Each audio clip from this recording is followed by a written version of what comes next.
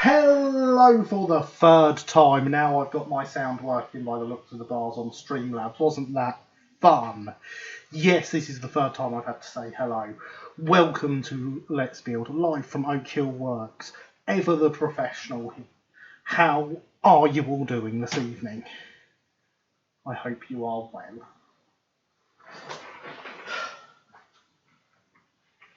So yes, as discussed as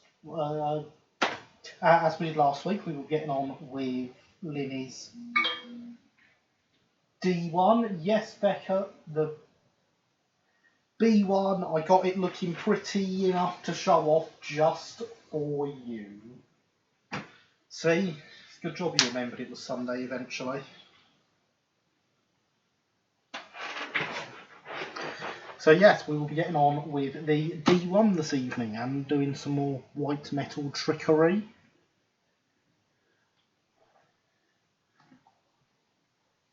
Time for bunnies, it is.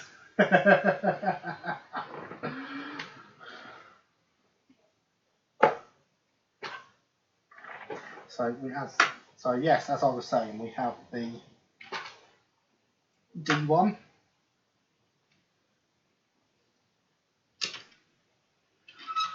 That's how big a B1 is next to it, Becca. The logo portion is roughly the same size.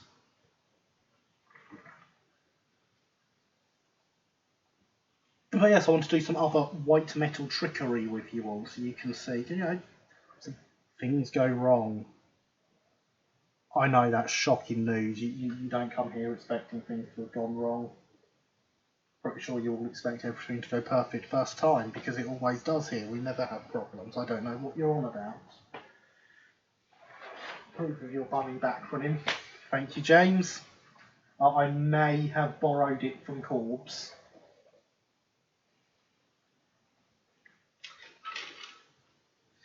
So yes, sometimes things go wrong when you're doing white metal soldering.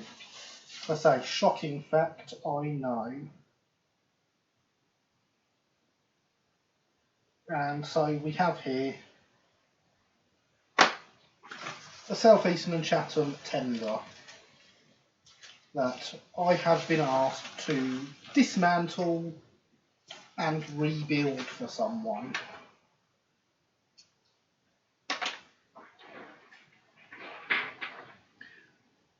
So how do we take a tender, a white metal kit apart? Well, we start with a pot and we boil the kettle. I was going to pre-boil the kettle, but I only remembered I was doing this segment about 2 minutes before I pressed the live button. It was why I actually pressed it slightly late when we got the black screen, because I was still sorting that out.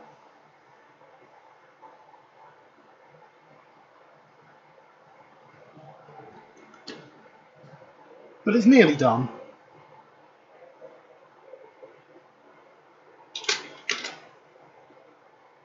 The person whose this is knows I'm live and they know I'm doing this. But they're clearly not here yet. Never mind.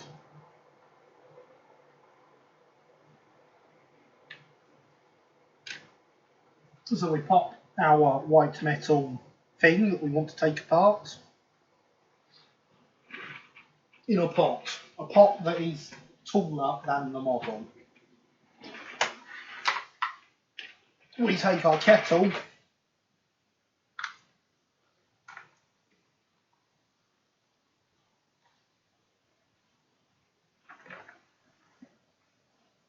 and well, I think that was clear enough, wasn't it?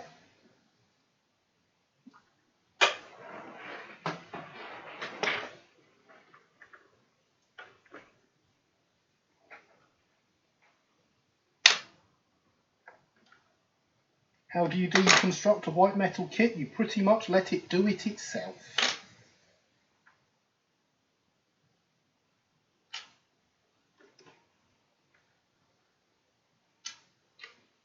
has a couple of bits on to come off still.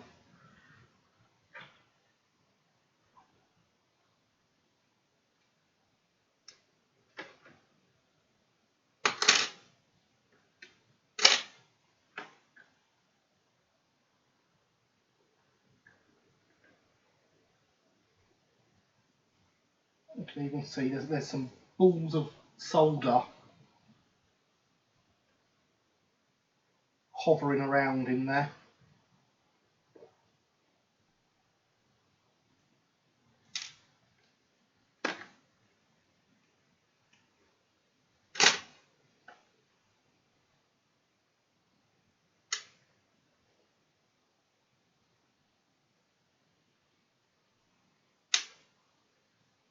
And that is how you dismantle a white metal kit.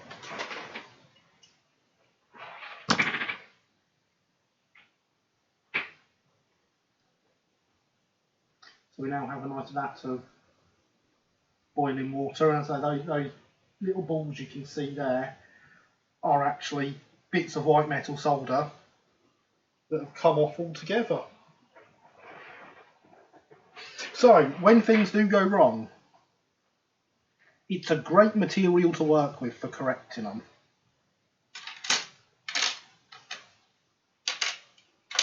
There is still, obviously on here, a lot of blobs of solder to clean up, but those can then be cleaned up as you would clean up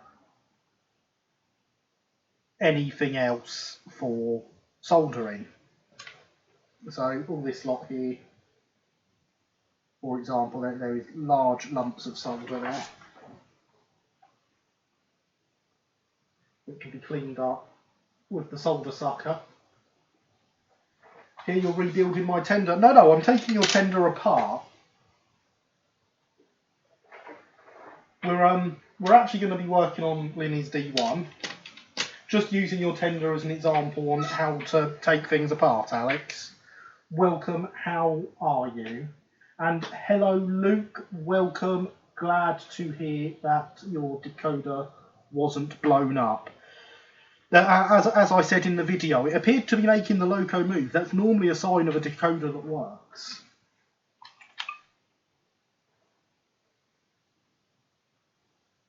So yes, I am now going to take the good lady's tender and I am going to remove it and dry it a little bit. And for the time being, it will go back from whence it came. Can you put the bits back in boiling water to clean up the solder? Yes, in theory, but then you're either waiting for it to float off on its own, or you're in there in the boiling water trying to pick it off. Which do you really want to be playing around in boiling water if you don't have to?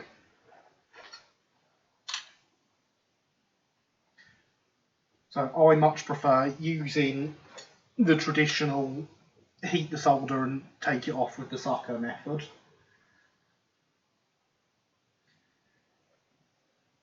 Good, currently resting with a duvet cover and a duvet. Oh, fun jobs, Alex. Fun jobs. We all have fun with them. You're on a different decoder. That's the one in the Y3. Okay, fair enough. The M7 that makes an odd noise. Okay. I too approve of decoders that work, James.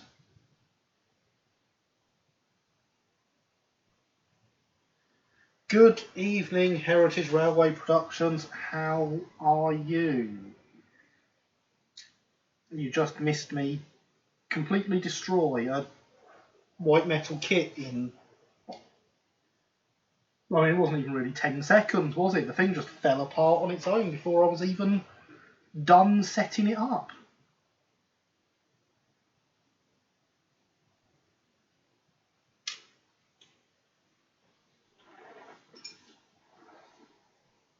But yes, Lady Alex, if we get enough done on Linny's kit, then I will be putting your tender back together. Look, there's a bit of solder there that's come off after it came out.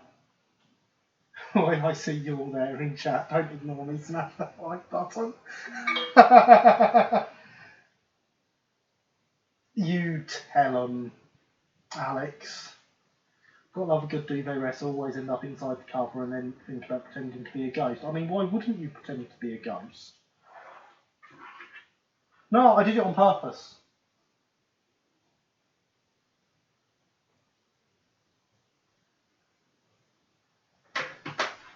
The SECR tender belongs to good lady Alex, Linny. But yeah, that was a good example of what to do when things go wrong. We got more examples of what to do with things. So we're going to look properly at filling gaps around joins this evening.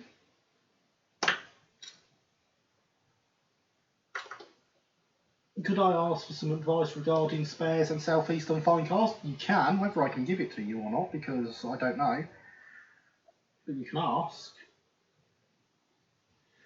I haven't smashed it. Means you can't like the video anymore. You only need to do it once, though, Thomas. But once you've hit it once, it won't let you do it again anyway. Unfortunately.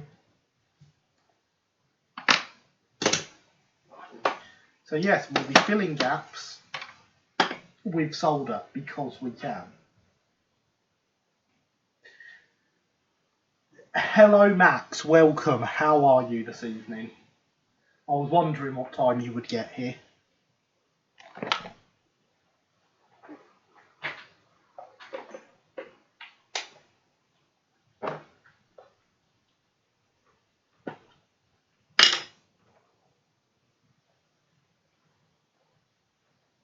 And there is the bot wanting you to smash the like button. So it's not just the mods, the bot wants you to smash it as well. Smash the like, don't make me angry, I get bitey. Good, very well in fact. Excellent, glad to hear it. So yes, you join us midway through a build, as I'm sure you expect from having to miss a few. You to take over. Who do I go to if I need a replacement? I seem to have been given an odd wheel. I would go onto the website and send an email to whoever, or phone whatever number's on there. Max has already been smashing like buttons. See? He's back and he's already behaving himself. So yes, as I described briefly last week, you can use white metal solder as a filler on white metal kits.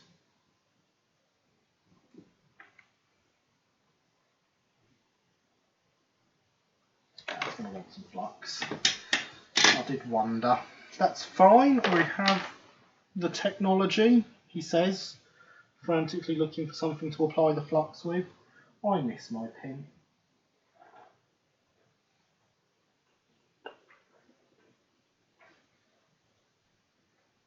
We'll have a clogged up super glue nozzle instead.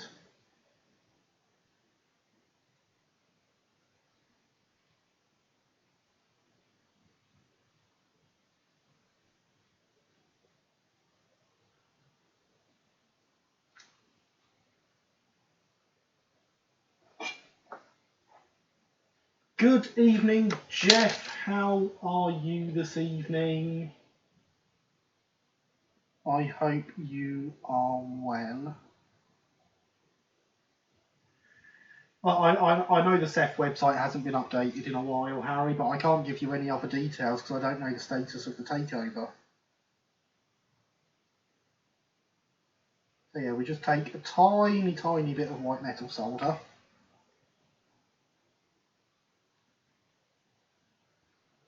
And we can run that along the joins.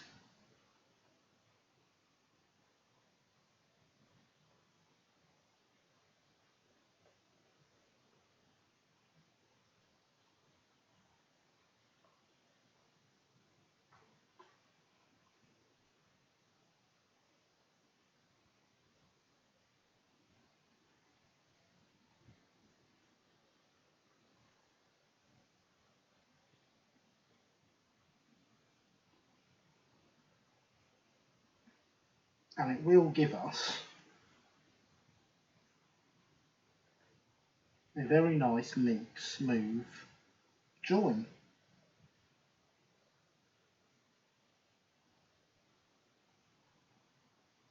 If it's not quite filling, you just pick up a little bit more. But it's amazing how far you can spread this across a join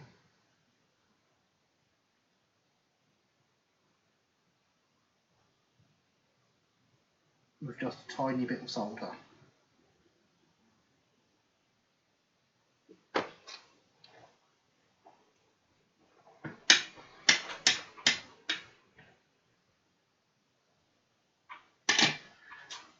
You're well, excellent, glad to hear it. It was good to see your layout on RMWeb, Jeff.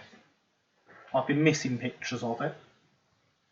I did email it a few months ago and had no reply, but I'll try again. You can always try emailing Squires. As I say, there's not a lot I can say because I don't know the status of the takeover.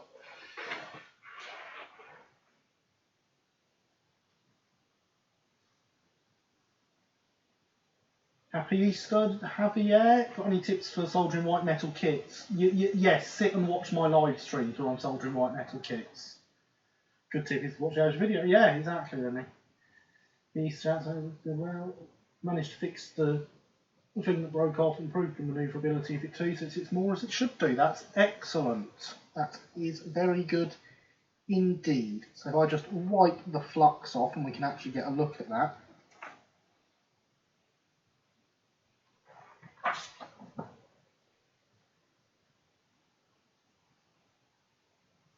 We have a nice join along the bottom of the tank now. Good evening, Ian. How are you this evening? I hope you are well. Good that you have stuff to work on. I'm looking forward to seeing the single in its finished form. Get some more up next week. Excellent. I shall look forward to that.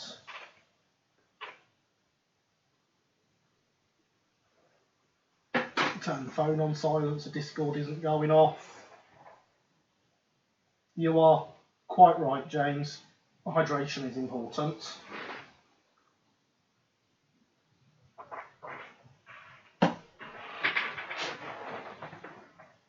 So yes, I hope everyone has had a good Easter. And that the Easter Bunny came and gave you all lots of nice chocolate eggs. Or, you know, ultimate gifts for people who don't have chocolate. I did happen to catch the Easter Bunny driving a train of eggs around earlier. Evidence on my Twitter. Twitter.com/OakhillRailway.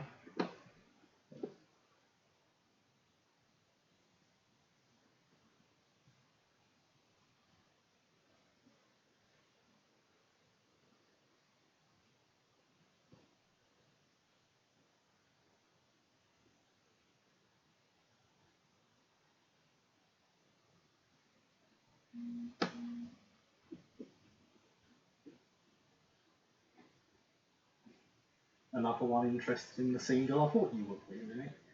This hydration is doubly important. It is indeed, Alex.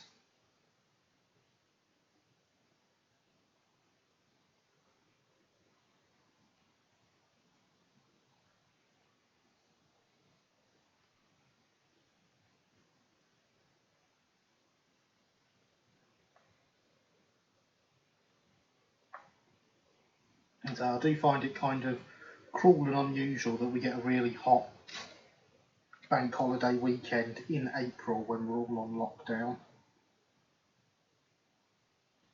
Someone's toying with us.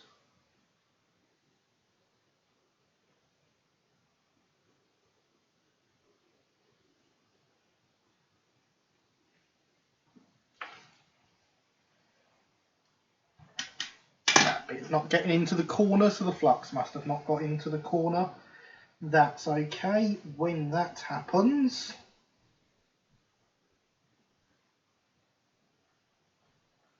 you can clean it up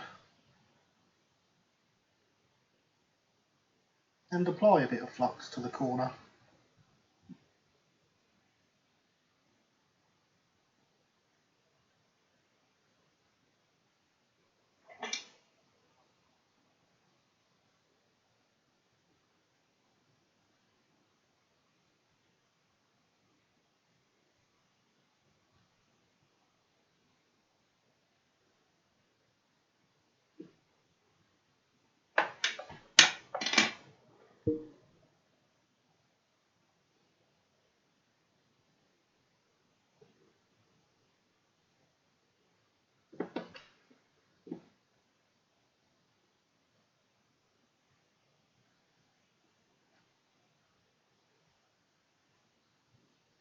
It's not too bad. I managed to dry my washing outside for the first time this year. Well, that is something, although I don't have an outdoor washing line, so I didn't.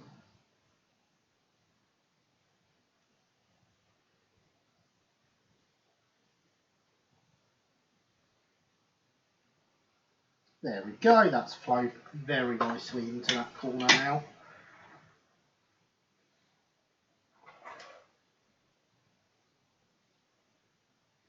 Hot April seems to be the norm these days. Well, not this hot though. According to the smartest of watches, it is currently 13 degrees here and we've had highs of 24 today. Too hot to be stuck indoors. And we have a nice lot of links from Alex the Mole there, including one to my Discord server where we have opened up what can only be called a lockdown support group, where we sit each night, well, most nights, not every night, but most nights, a group of us sits down in a voice chat so that we have other humans to talk to.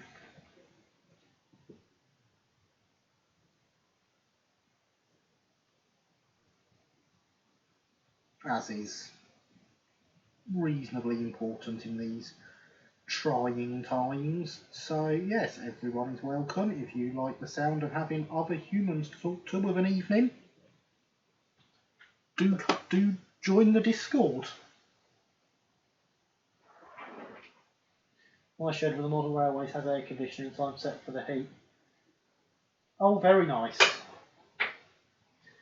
Very nice, James. My house doesn't have air conditioning. Most important of all, brick.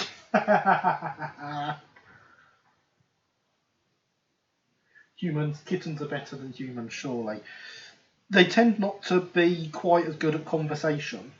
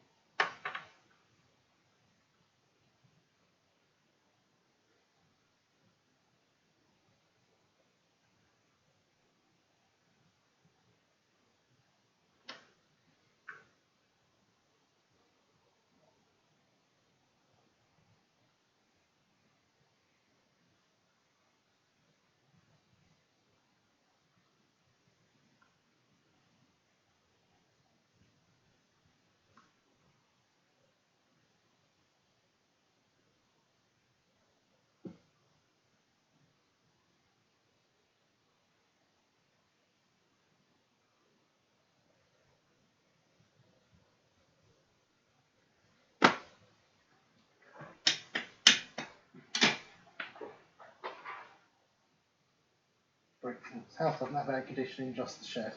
They're furrier and mew more, that is true, James, yes. Quick note, the voice chat is non-PG, text channel Discord PG, and I'm going to be honest, I prefer kittens over humans. Luke, I don't need you giving out the rules of the Discord, they are on the Discord.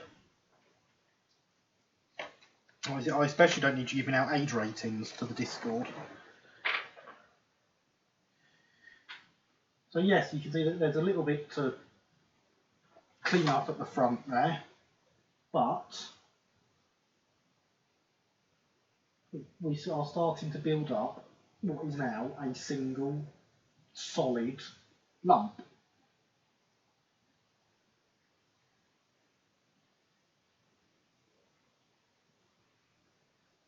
We are not having lots and lots of gaps around. What appears to be a gap on the side of the splasher cum sandbox is actually just a dark patch. There is no gap there, I can assure you.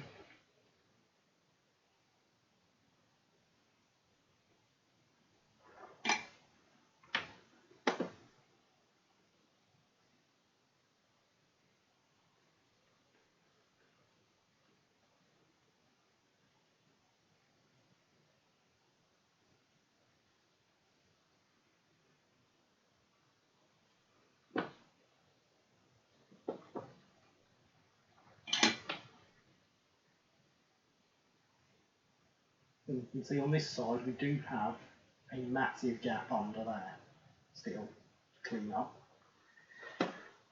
Thank you, Max, much appreciated. Now, I know Max is dying for me to say something, so I'm gonna do it. Has anyone else got any projects on the go? What have you all been up to? Please, do let me know in chat. I love hearing about your projects. Linny approves of no gaps, which is good since it's Linny's loco.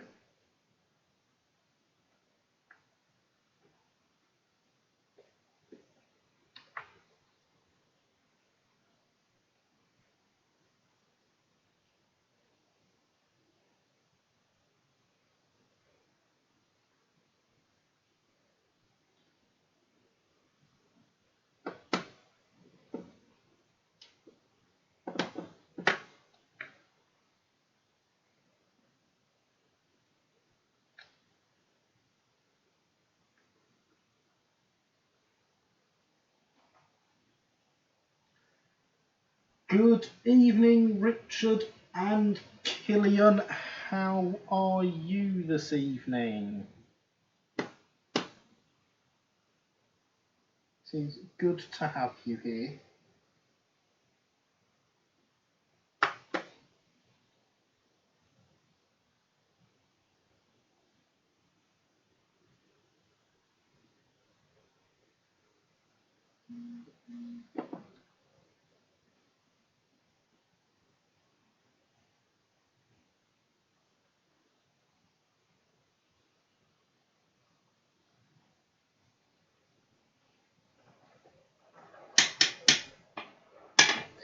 So Killian is giving Secundus a cab, very nice. Linny is bent over laying ballast very slowly. Slowly we'll get it done and it will get it looking right. Currently renumbering Engage Class 50s, approved in DCC and Stay Alive fitting Engage Class 50s. I wish I had your eyesight, James, I really do. Been away from the CAD a few days, we're probably going to get on with the planets again soon enough. All very nice, Javier, we shall look forward to that. Blast in the Welsh Marshes, fictional Anglia liveried 68, fair enough, Alex. Trying to finish that Cambrian crane kit. That the little Great Western one, Jeff. Because my son has that kit, if so. Modify a 125 to have a modern motor, make Pip and Emma will be putting images on the server soon. Excellent, Thomas. I shall look forward to that. Good evening, Paderborn. Welcome. How are you this evening? Fictional Anglia. I approve of Engage layouts. We're building a foam viaduct and finishing up the N-gauge layout. We got the last bit of treble electric track the other day. Excellent, Max. Glad to hear it. Proof of N-gauge layouts and ballast. Last verse march in a fictional Arriva liveried 68. Right, there we go, Alex. Begins with an A, it's close enough.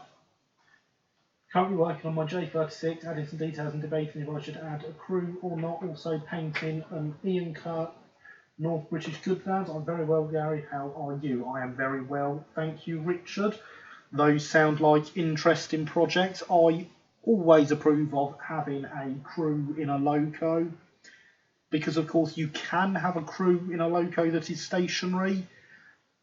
You can't have a loco moving that doesn't have a crew. My eyesight is not all that amazing. I do wear glasses. I wear glasses for this size, James. I'll DM some photos, Gary, to you later on Twitter. Excellent, that'll be good, Matt. I'll look forward to seeing that. Yeah, 6-ton hand operated. Yeah, that's the one. My son has that kit to build. I got it for him for Christmas, I think. Might have been his birthday last year. He's got a lot of Cambrian kits. He has not started that one yet. But he likes cranes, so I thought that seemed appropriate. Trying out the stencil you cut yesterday. Oh, very nice. I hope it works. Definitely add a crew. See, Linny agrees. Anglia's livery 68 would be nice. Well, thanks. Hopefully you are too. I am very well, thank you. Wouldn't make much sense era-wise though, would it, Luke? Well, I wouldn't know. Moving sleepers without a piece of tricks engaged track earlier. Check all parts fully formed. Had to repair some smaller bits. Ah, okay. I shall keep that in mind, Jeff. So he will sit down here at the workbench with me over his shoulder as he's building it. So if there are any repairs needed, I'm sure we'll manage it.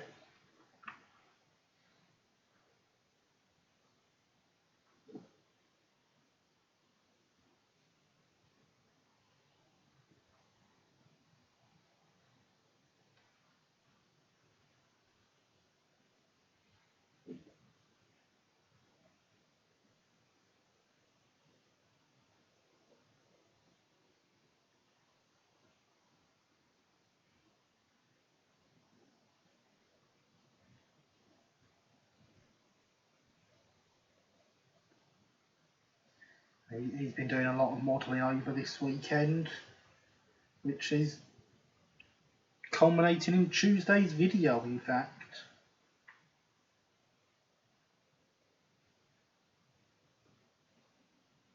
Which I need to film tomorrow.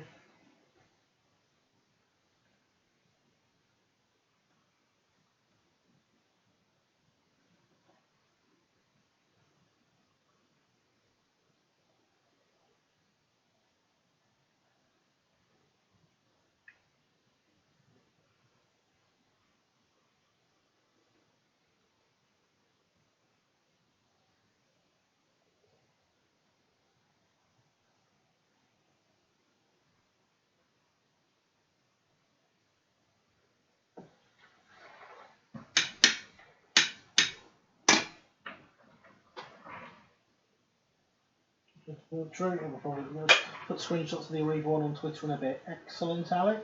It's a fiddly one. Yeah, I thought it looked fiddly when I first saw it, but he's getting quite good at his kits now.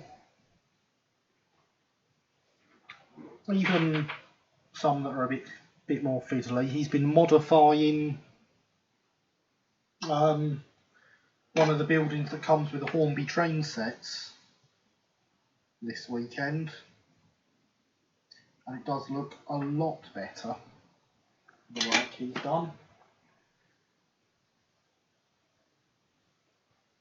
Geo-lift with one was more appropriate. It would not have ballasting around points. Yeah, ballasting around points is great, isn't it?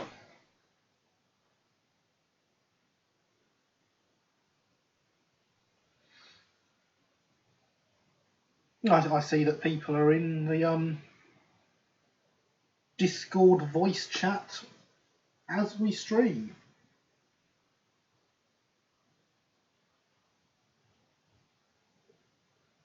Making the most of me not being there, I assume.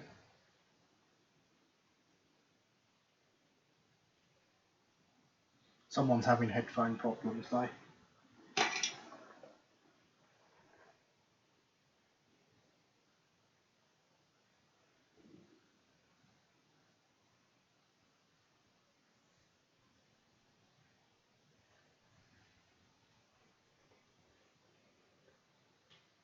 Which is never good.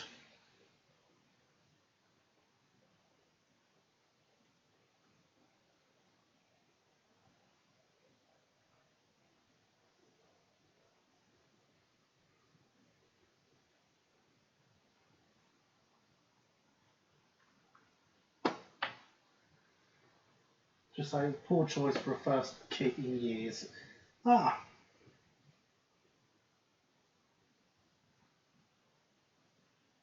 Always fun when you discover stuff like that.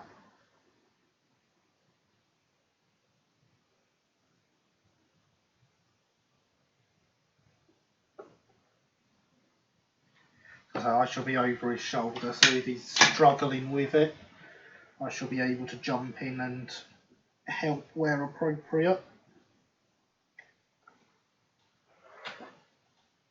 Glad to hear people are voice chatting on Discord. Well, so I felt like I had to open it up to do something because human interaction is supposedly quite important. Not something I'd realised until then. Previously, the voice chat had been reserved for Patreons only.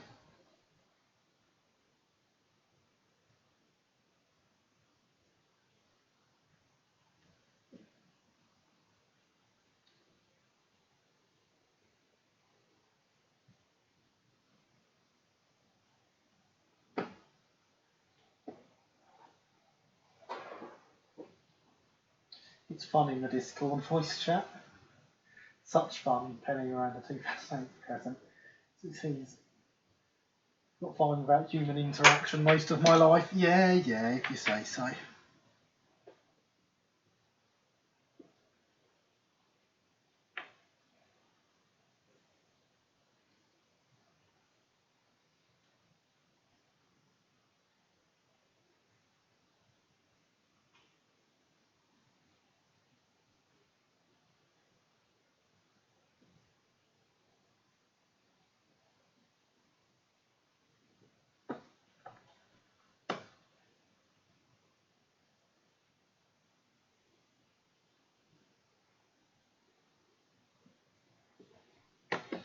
You'll be glad to know, Alex, that when I was setting the voice chat up for general usage for the duration, I renamed it the Winchester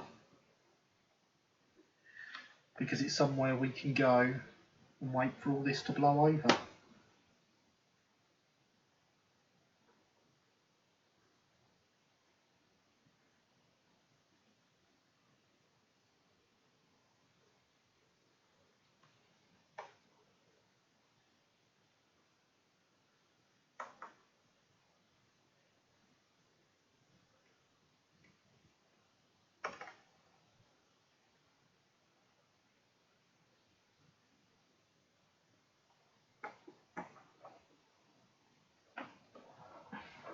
Well, I have doesn't mean I don't understand others need it. Yeah, fair enough.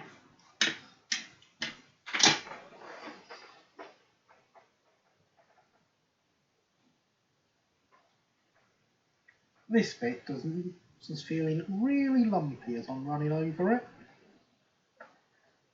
I can't see any lumps, but I definitely feel them, so I'm going to file it down and then try again.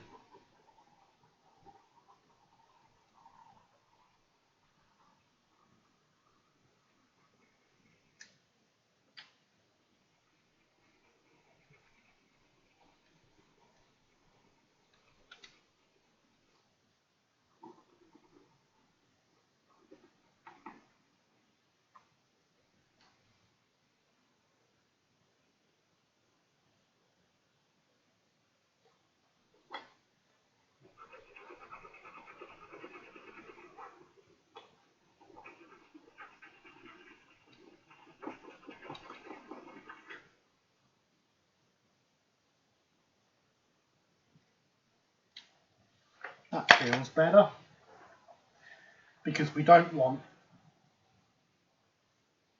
lumpy bumpy surfaces.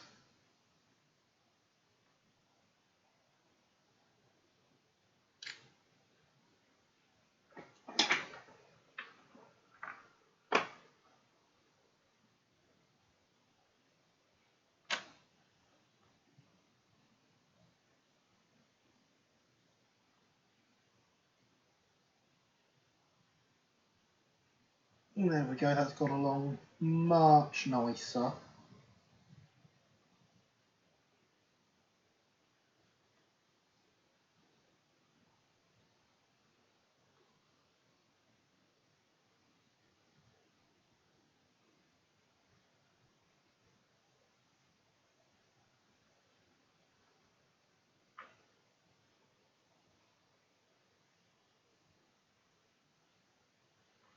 Other than this bit at the end that really doesn't want solder on it.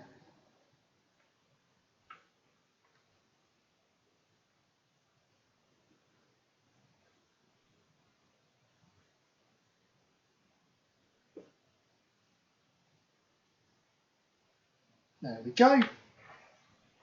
Got there eventually. And there is the bot to remind you that in the summer heat, or the spring heat, or any other weather really, hydration is highly important.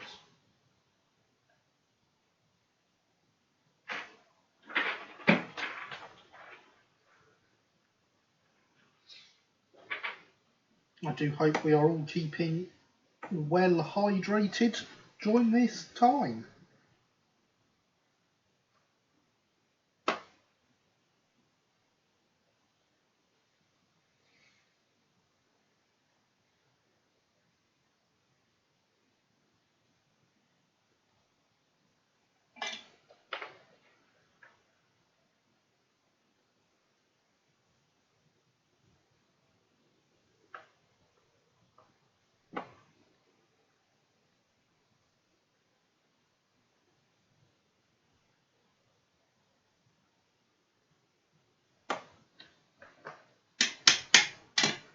So the other day,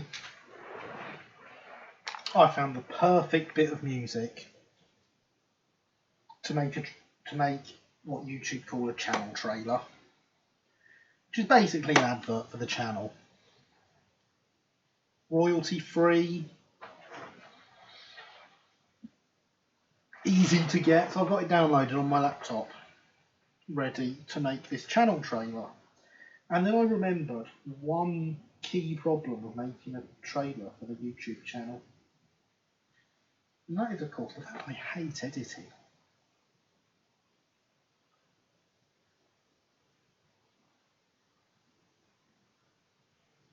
So I've got this bit of music sat there. I know exactly what I want from a channel trailer. I just don't want to have to do it.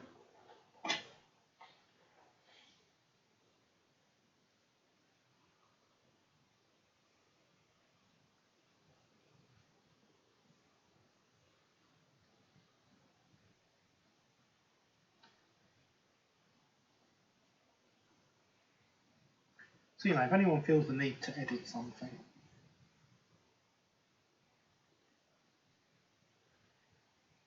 do let me know.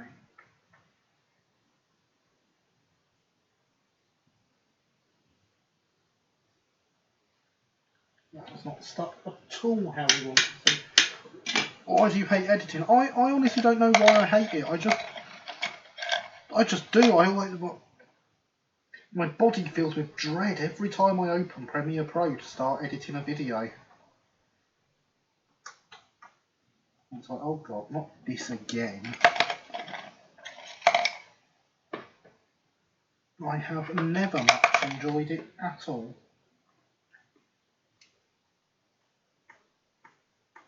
Let's just give it a real polish so I can actually see what I'm doing here. I've got a big lump here, which was supposed to be up here, but it doesn't want to stick.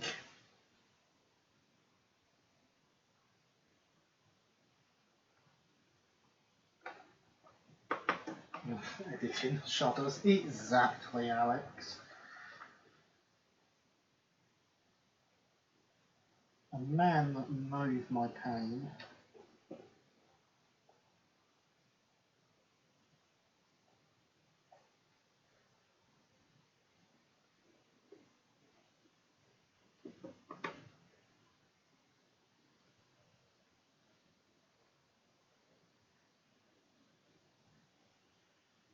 The predicament of editing a channel trailer is made even worse. Your dislike of editing why you like live streams? No, I like live streams because of the interaction with the audience. I actually originally intended Let's Build to be a video series. And there was a set number of episodes planned.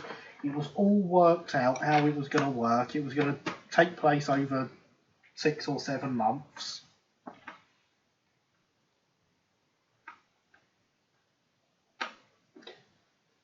And then I started watching live streams, and I had never watched live streams before. But a couple of people got me watching theirs. And it's like, actually, this is really good with the audience interaction.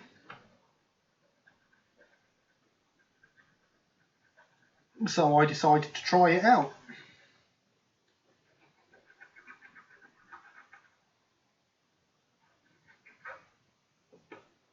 And I just fell in love with the whole concept.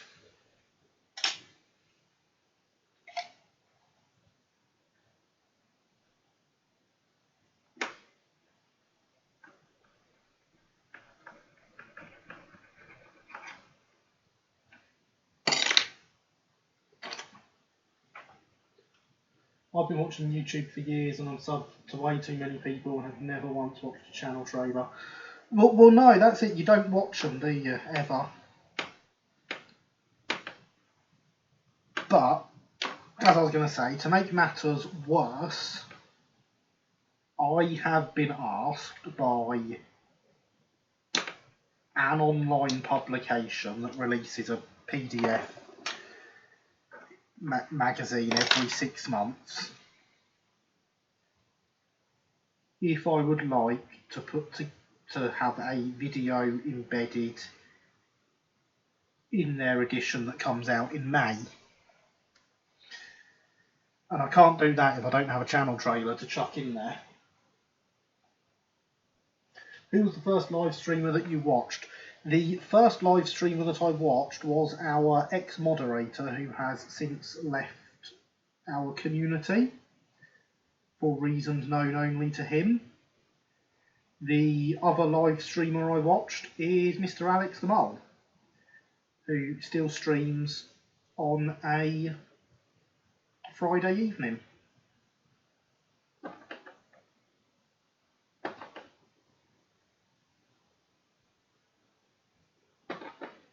I might get in trouble for mentioning his name and the fact he live streams.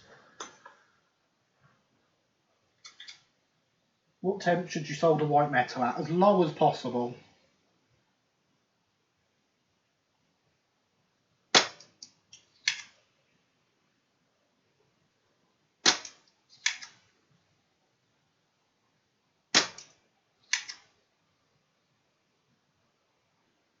This solder I'm using melts at 70 degrees, Luke. So anything, I mean, were you not here when I took that tender apart with boiling water? Oi, no plug-in. And I know it was you that made my viewer count go up on Friday. It was me that made your viewer count go up on Friday. It was good, that, wasn't it? And I wasn't plugging you just then. I was answering a question.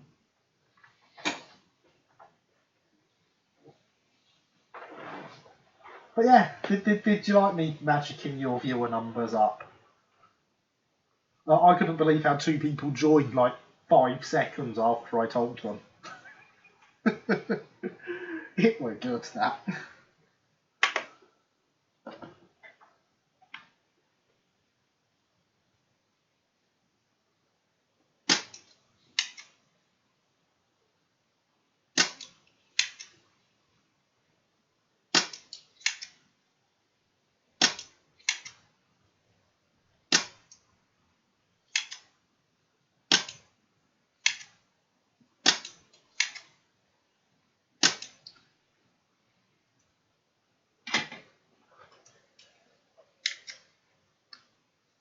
Well, if you want me to stop streaming, I will, no worries. Well, no, obviously I don't want you to stop streaming.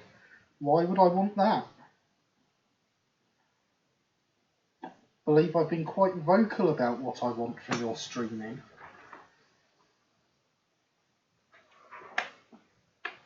I can't remember that. What can't you remember, Luke? Oh, me taking the tender apart. Fair enough. Right at the start of the live stream, I put a tender in here, poured some boiling water on it, and it fell apart. And now that this water has cooled down, I can show you there is just some random bits of white metal solder at the bottom of it that had come off of it when it came apart. The first thing we did, so not right now, but later, go back and watch it. After the stream, go back and watch it. The first thing we did after me getting my microphone to work, because I'm a professional, I didn't have Streamlabs muted and I didn't have the microphone turned off. Those are not things that happened. And if anyone tells you otherwise, they're a dirty, dirty liar.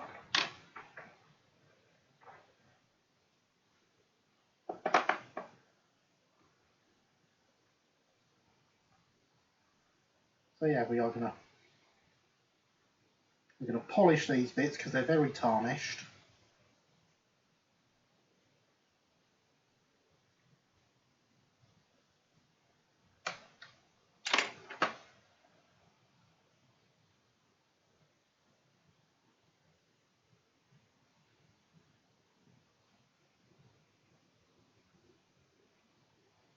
Apply some flux to them.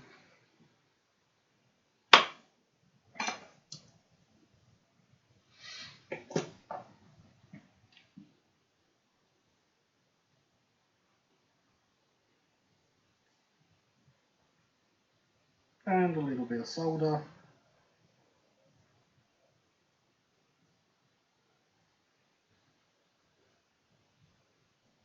And suddenly we'll have no gap there. One engage class 50 renumbered, one to go. Excellent, James. With polishing Woo class 50, of course it wouldn't need polishing if it were gold. Very true.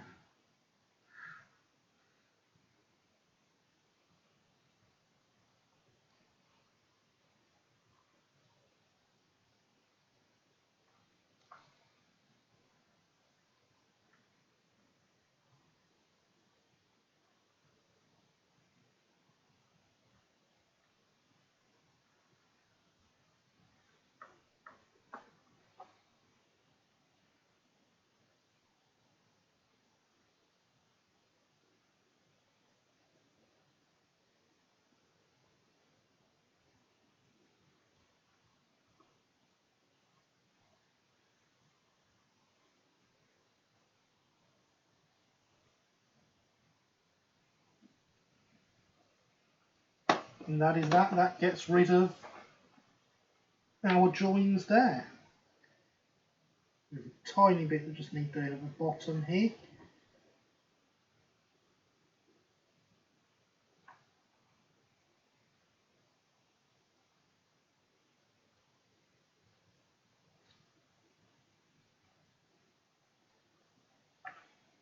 There we go, that's got it.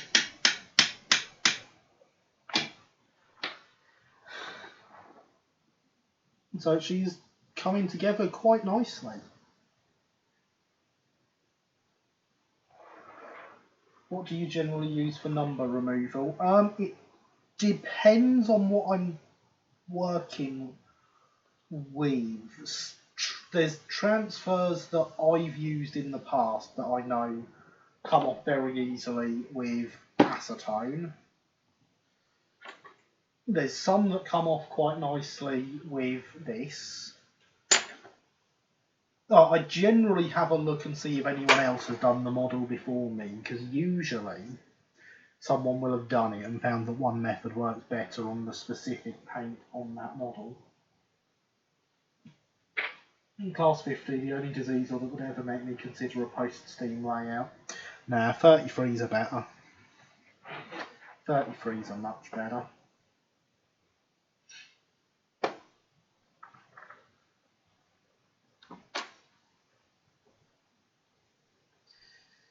So, as I believe we discussed this last week, as Linny was reasonably worried about the massive gaps I'd left.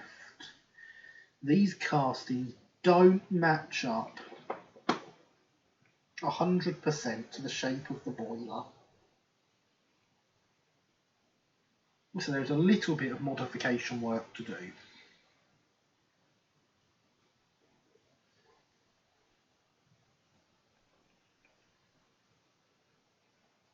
The first step is to apply solder as a filler around the bottom of the casting.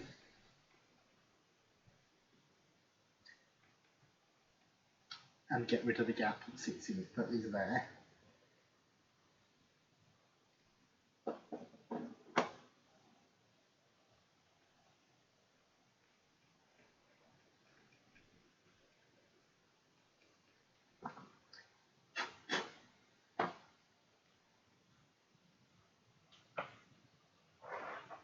I see that your diesel taste is very southern inspired. It is indeed. All right, and there's a link to the website. Did you know by checking out the website and clicking on adverts, you can get me money? Just saying. Google would hate me saying that. You're not supposed to encourage people to click on the adverts. Adverts are not my responsibility. They are all provided by Google based on your browsing history.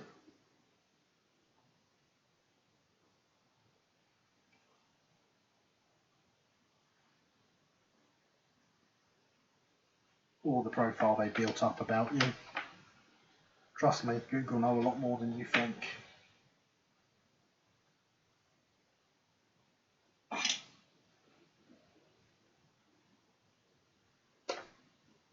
Bad form to buy a book during lockdown. No, it is not, whoever said that on Discord. It is always good form to buy a book.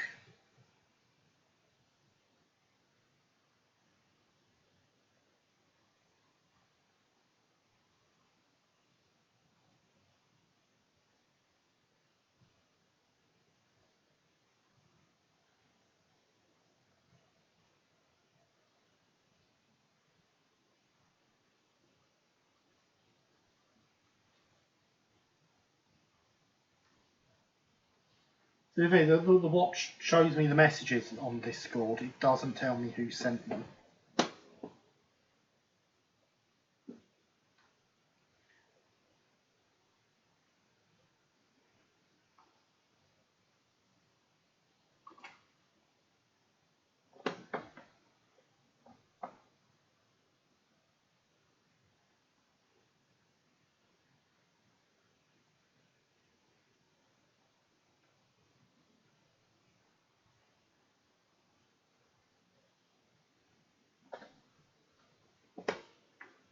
I'd have to actually open up Discord to see who was sending messages.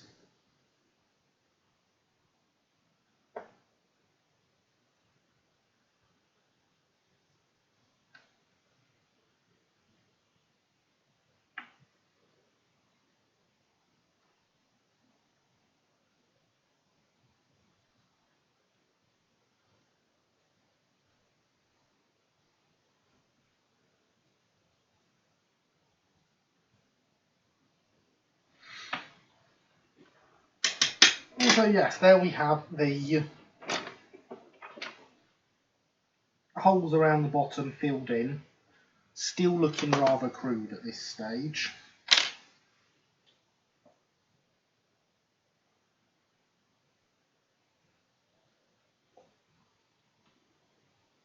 I'm going to start by cleaning any excess flux off.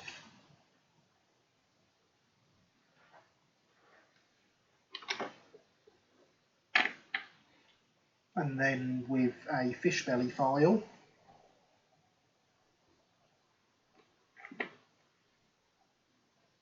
We're just going to start to blend the casting into the boiler.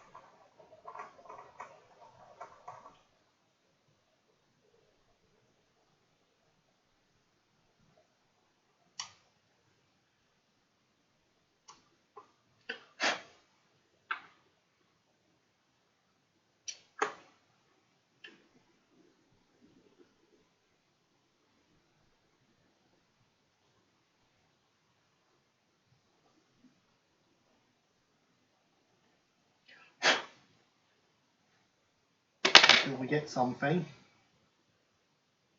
the right shape.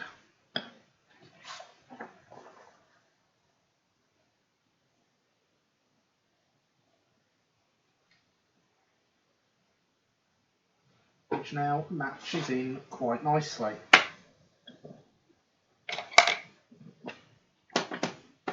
And then obviously we have to do the same around the chimney.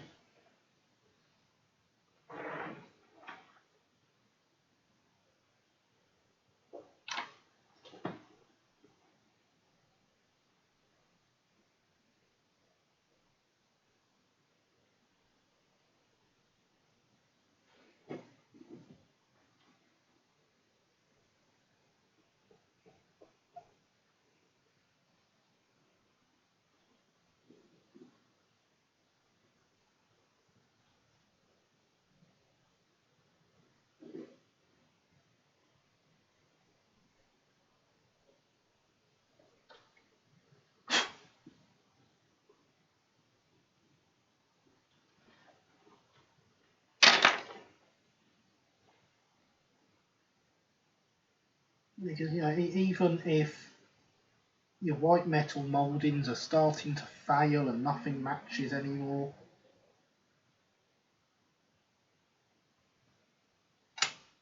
we're essentially working with a big block of solder here. It's nice and easy to manipulate.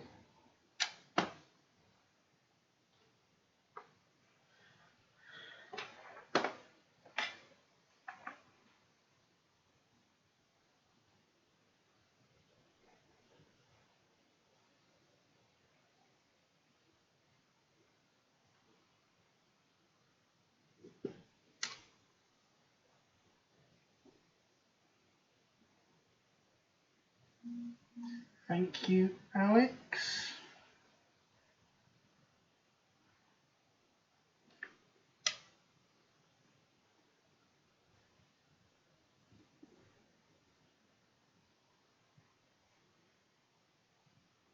So when you consider the number of people that are afraid of white metal kits, I do think it is my favourite medium to work in now. Never used to be.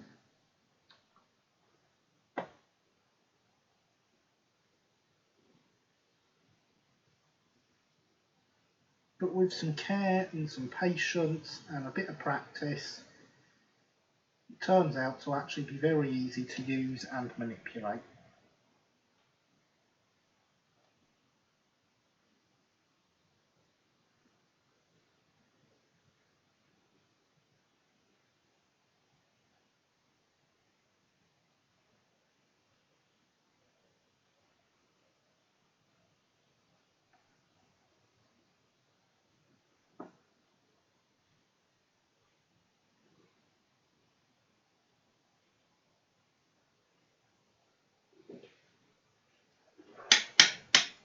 What flux is that? This is Fry Power Flow Flux.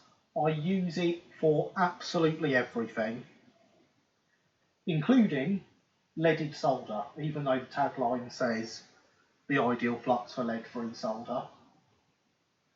It's good, I've got an i3 to build. Oh, have you now, Jeff?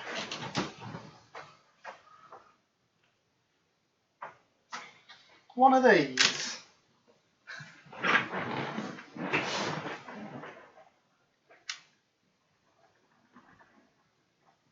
Which we built every bit of live on YouTube.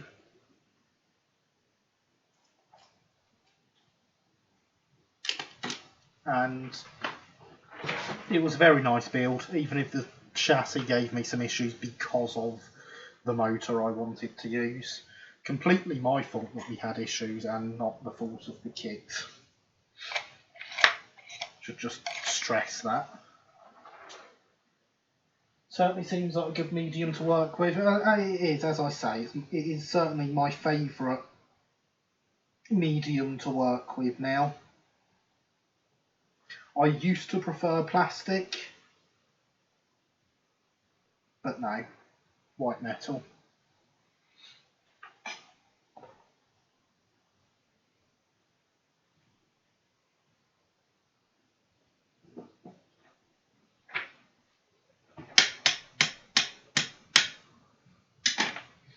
Probably looking for a D1 too. I certainly approve of D1s.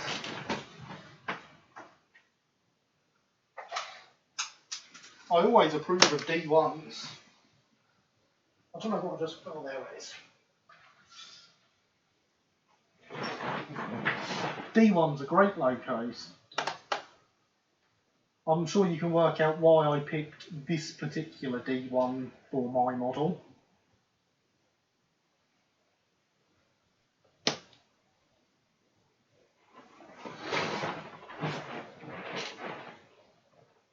Do you think you'll progress to preferring brass? No, definitely not.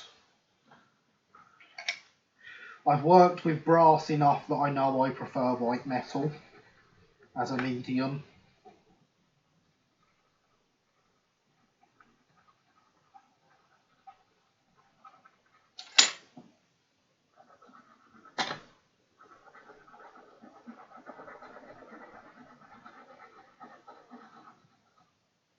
We do have some brass kits to do on stream in the future though, James.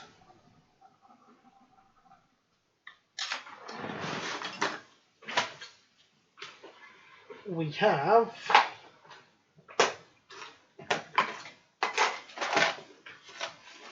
for future builds a D&S Southeastern Chatham 6-wheel brake van in brass.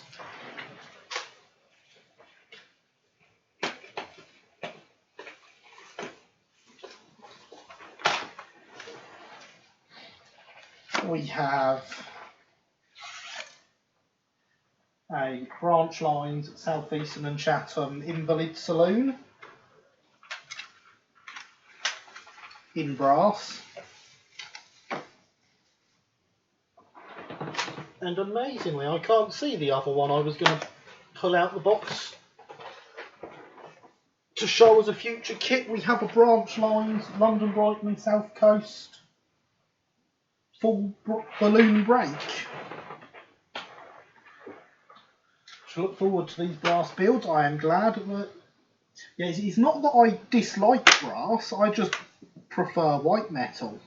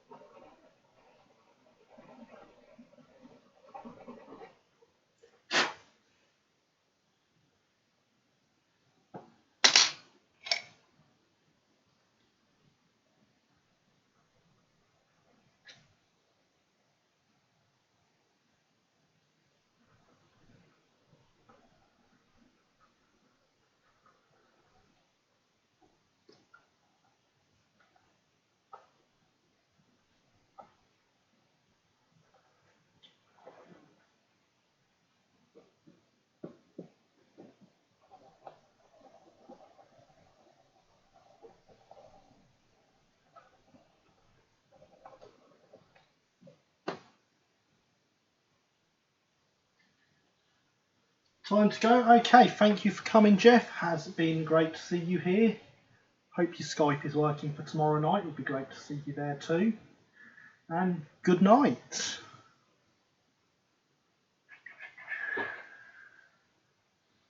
Built a brass coach in the recent past. Oh, very nice. What brass coach did you build, James? Please do tell.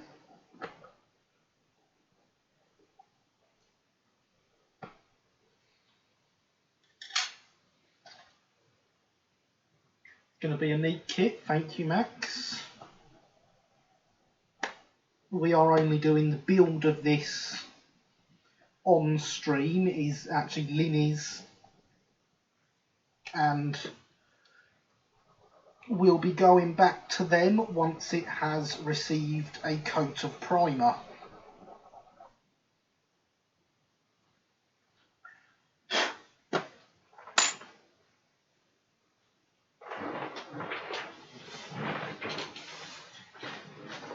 I'd like to remind everyone at this time, hydration is very important.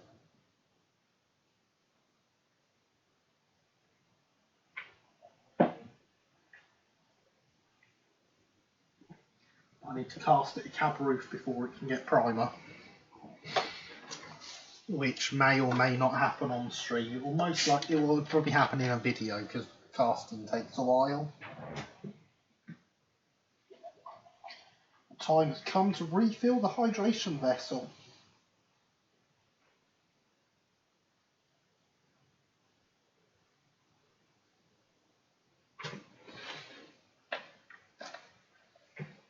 LSWR corridor third.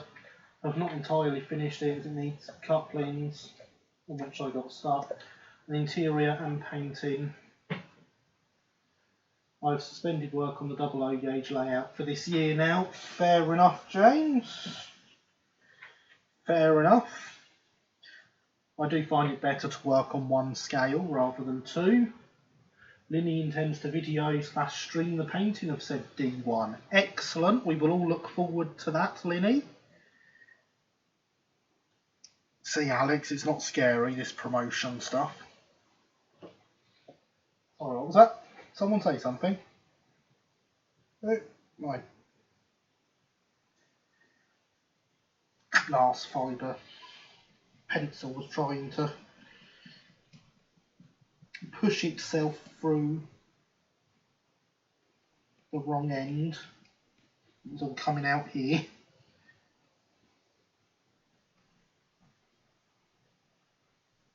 I do not approve of that, for those wondering.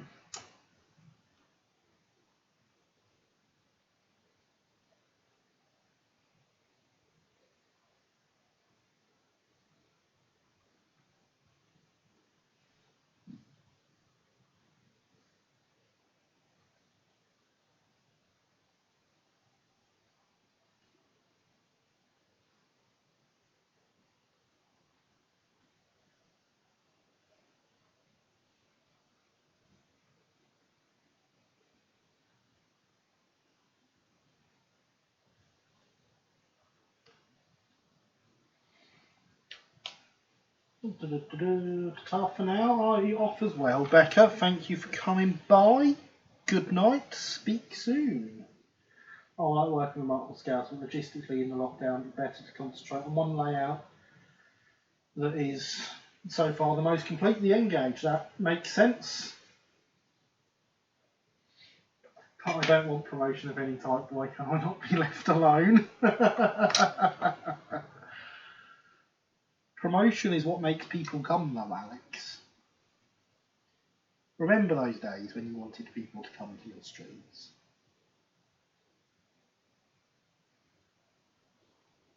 Because I do.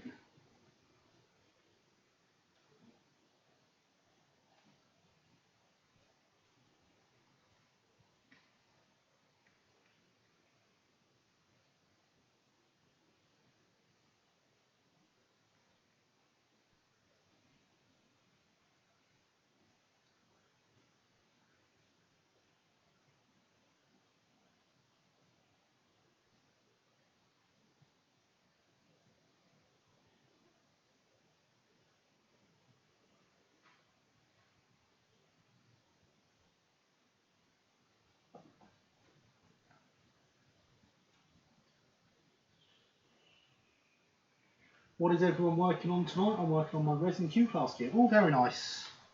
Very nice Heritage Railway productions. If anyone wants to go over a recap of what they are on tonight, that would be excellent. Nice day, thanks for the chat. Oh, you're off as well, Max. Okay, well, thank you for coming by. It's been good to have you here again. And I shall look forward to seeing you next week. Promotion makes people come, quality makes them stay. I fail on the second point, so the first is pointless. You do not fail on the second point.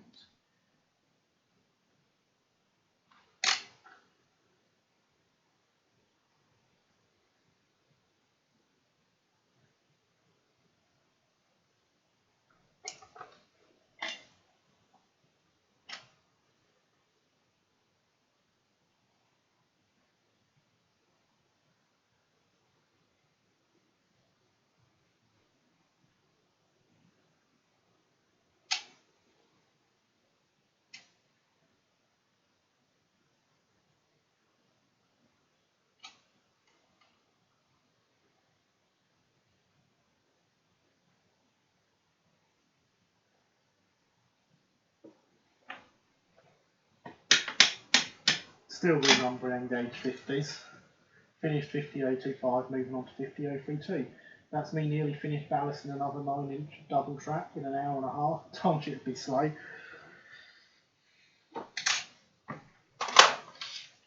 Have you ever considered one of these, Linny?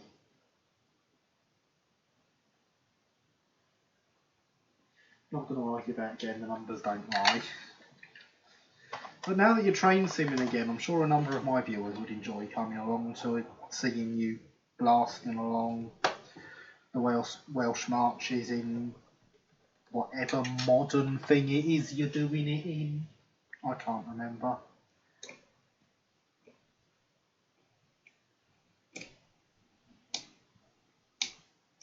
See, I can't even talk about modern stuff properly. I forget what it is.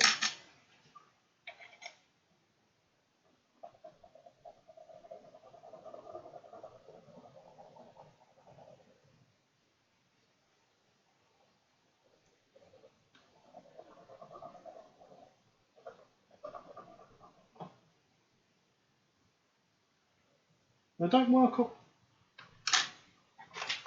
I used this on Bullhead track.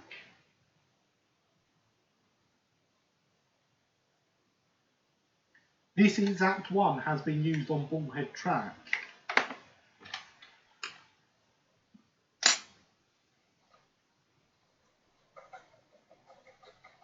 Because I used it when I was doing Bright Helmstone, which is Bullhead.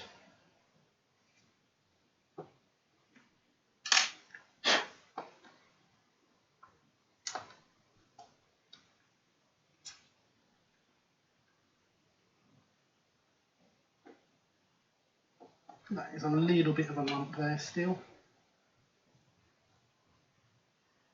I wasn't sure. Sometimes the way the light reflects off the solder compared to the rest of the kit tricks you about whether there's actually a lump or not.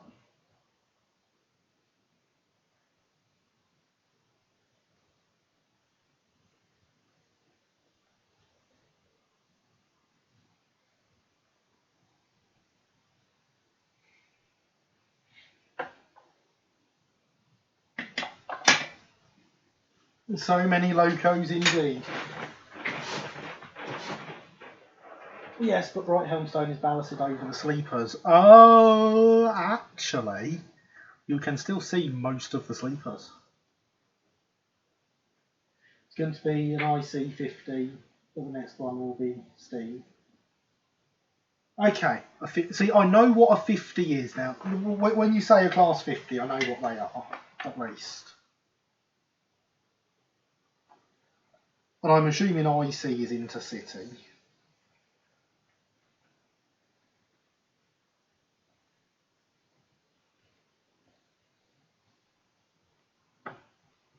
I did actually see the tweet about it earlier with you putting on there what it was you were driving. I can't remember modern things, they all look like boxes. And yes, I'm aware a 50 isn't that modern. But yes, anyway, Welcome, Corbs. There are indeed lots of locos here. We've got a B1, an H1, a D1, and an I3. Kind of spoils it, doesn't it? We need an I1 instead. There's an interesting bash project. I don't believe there's kits of I1s about.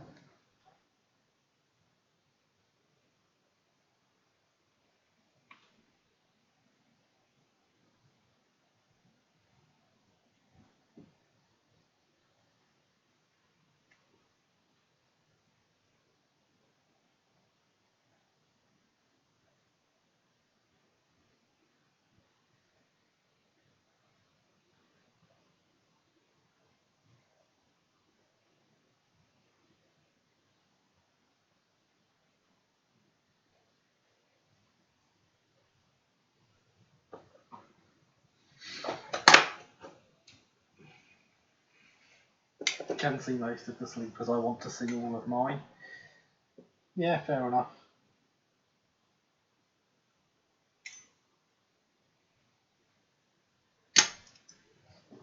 I'd still do most of the work with the ballast spreader. Oh, I forgot to click it.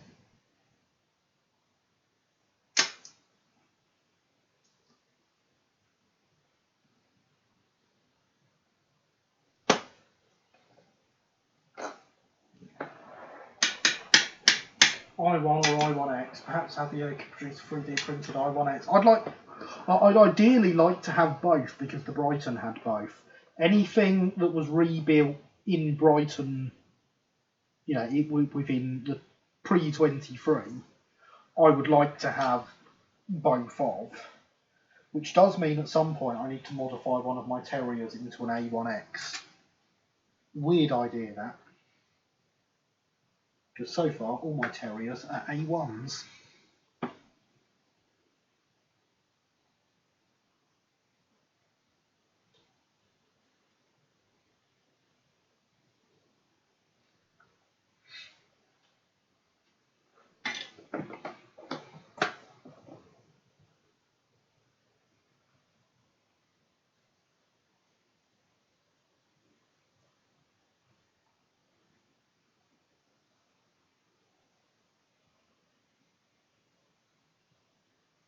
But the I1s and I1Xs were both terrible, terrible locos.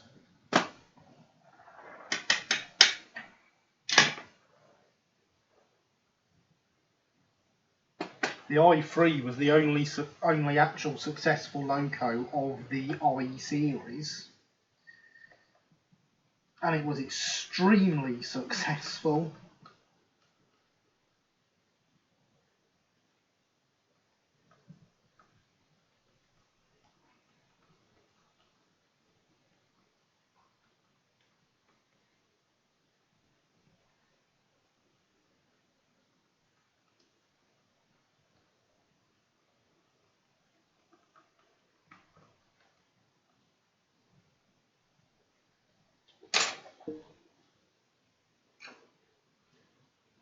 Surely the I1X was mediocre rather than terrible. Rebuild helped a little, I think. I still don't think it was a particularly good loco. I think it still had many, many troubles.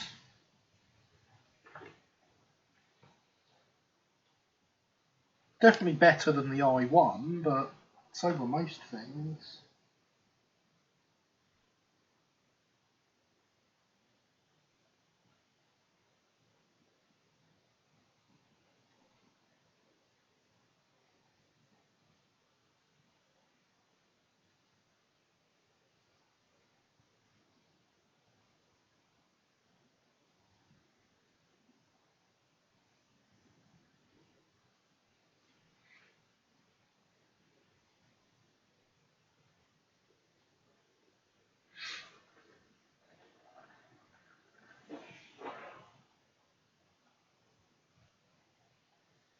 Did the I suffer from the E2 level of usefulness? They did, Alex. LOL, just looked up the I1 class and found out their nickname. Not safe for work. The stream. No, it is not. Their nickname is brilliant.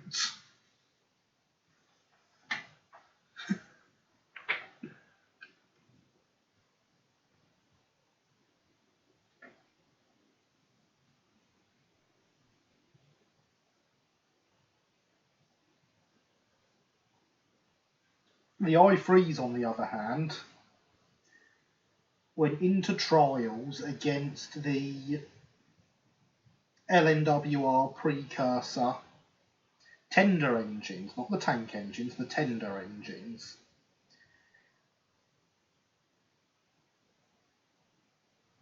And they won so well that the LNWR pulled a precursor along with the i3 that they had up there into the works and developed the George V class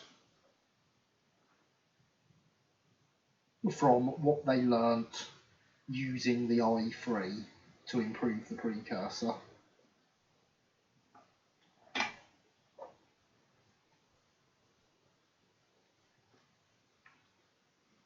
The main thing they learned was that superheating is good.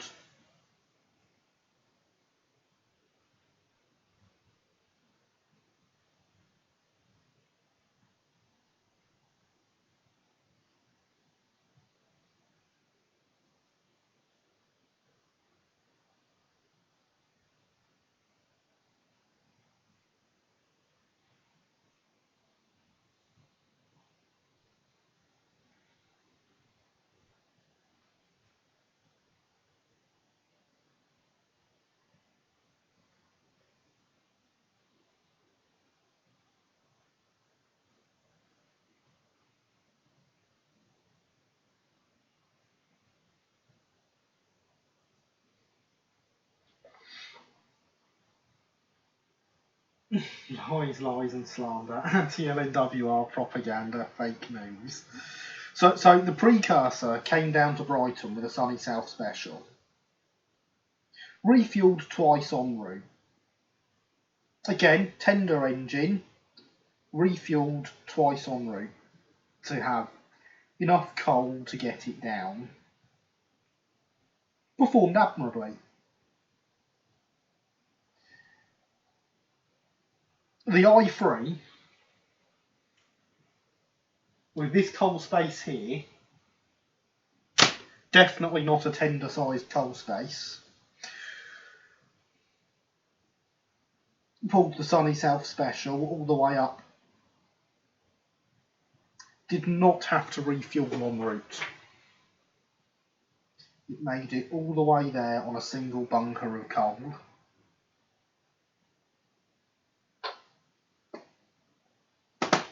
And they just looked at this thing with amazement.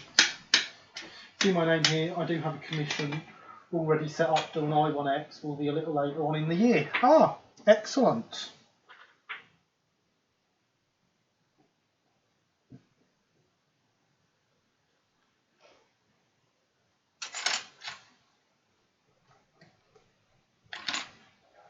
No lies. It's not.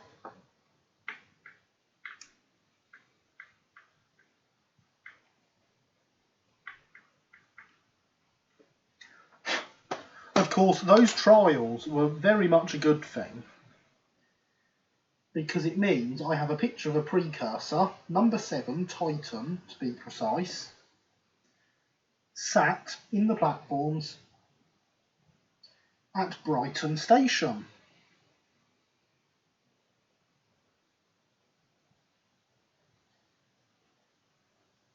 In 1909, I believe it is. And if I have a picture of a precursor in Brighton in 1909, I can have a precursor.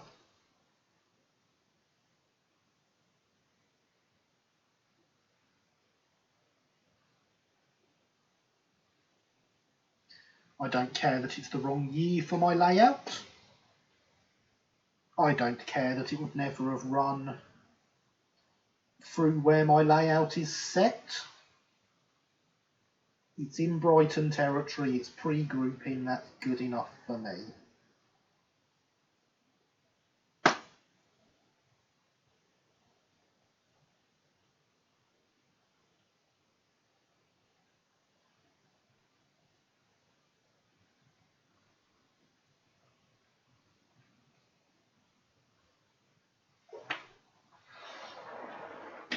Never heard such blatant LB&SC bias.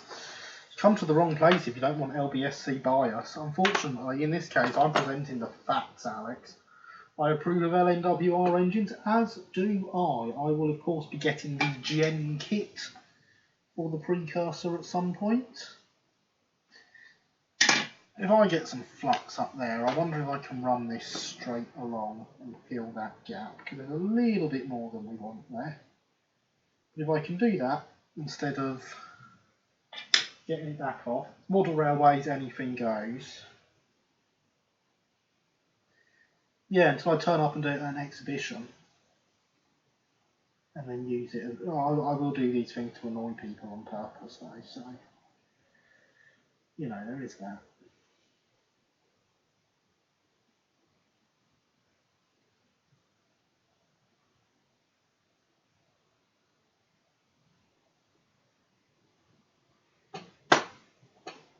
Oh, we flowed all the stuff out of this hole here as well. When we did that, that was silly. There we go. Much better. I'd just like you to imagine for a second, I'm standing there at an exhibition. Someone is criticising my layout for it not being quite exactly Hailsham in 1912. Well, that was never like that in 1912.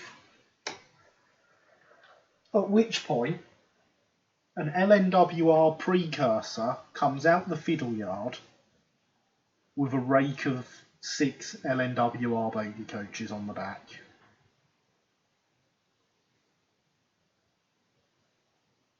Just picture that. It's a beautiful image, isn't it?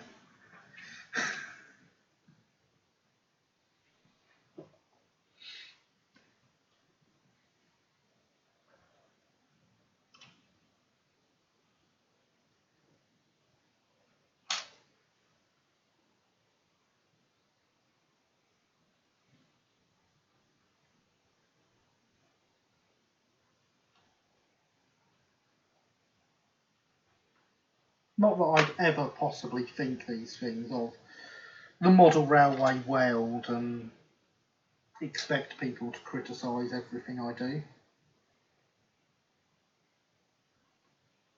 But, you know, some people just can't help themselves but be people, can they?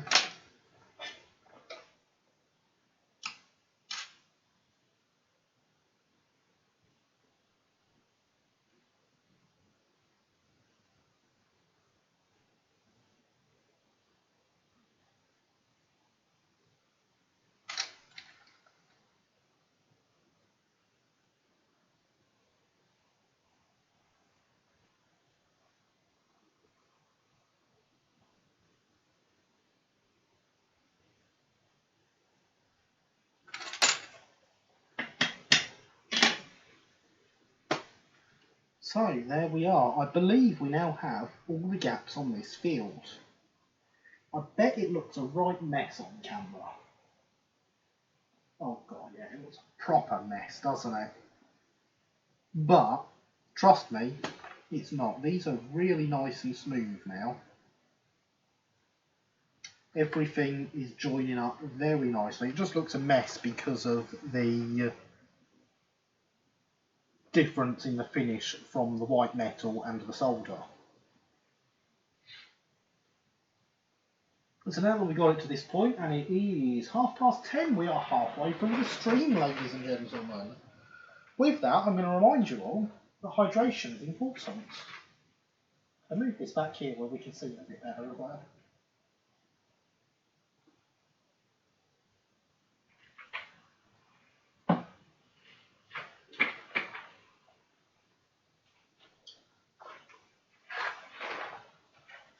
So yes, we do actually still have more to do to this. So we should probably get on with more things. She needs buffers fitting. She needs steps fitting.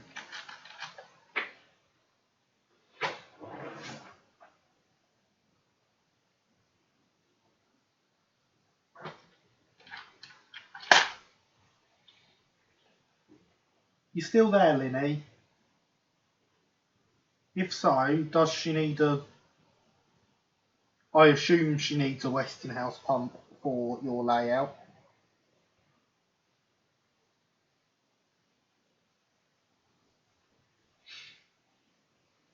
She also needs, what was I going to say?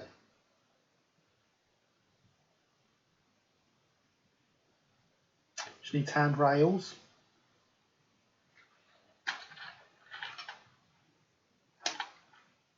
She needs clack valves. Couplings is what I was going to say. She needs couplings.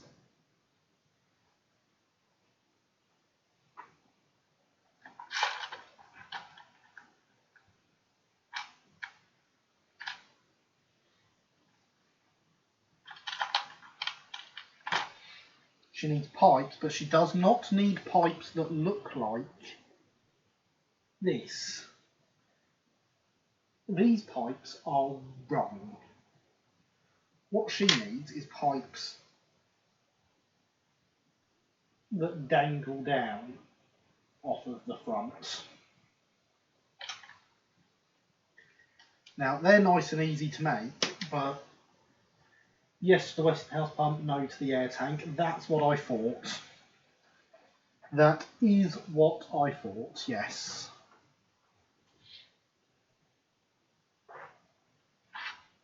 Oh, I found her whistle. There was one in there.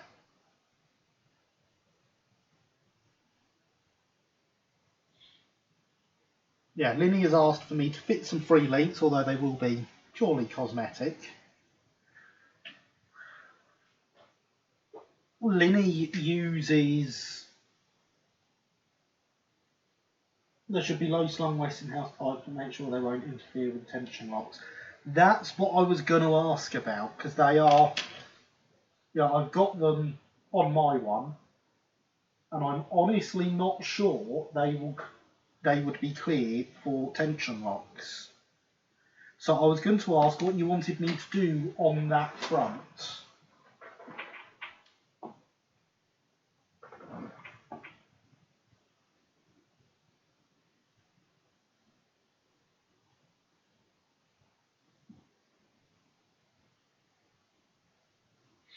Yeah, that's what I thought.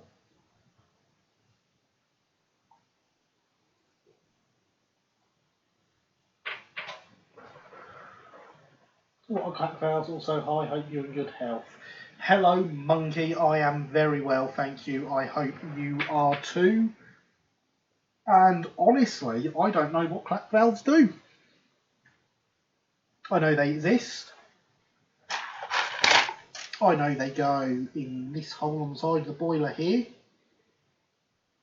And I know their pipe goes down behind the splasher. But that is all I know about them.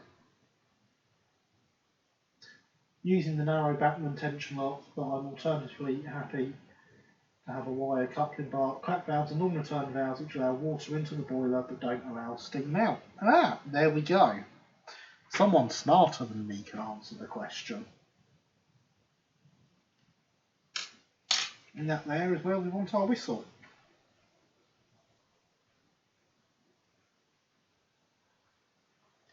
Just like that. But before we put that on, we're going to find the round one. So called because they clack shut due to the boiler pressure when water isn't being forced into the boiler by the injector. Ah, interesting. Thank you, person smarter than me.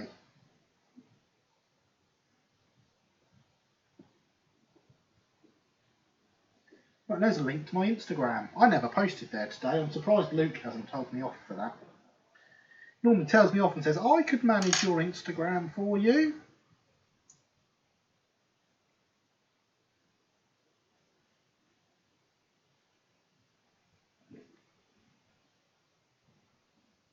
And sometimes I actually consider it might be a good idea.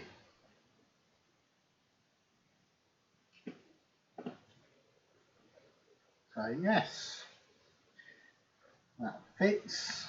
The whistle fits. It's not going to come back out now, is it?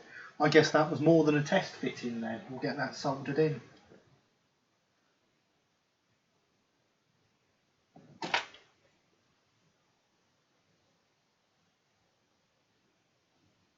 That fits.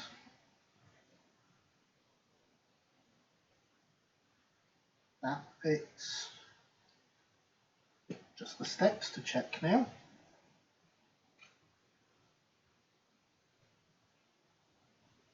That fits.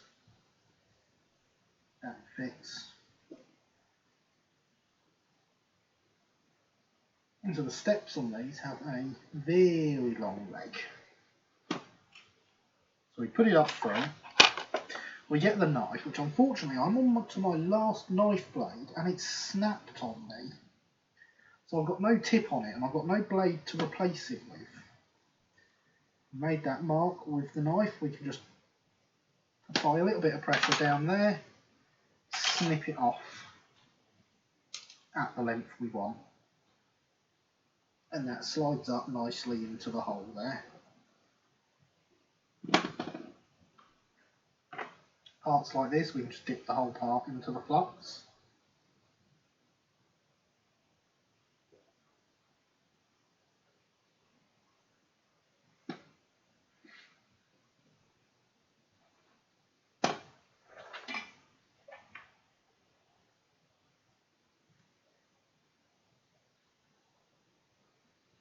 And then we can apply a bit of solder to the back of it.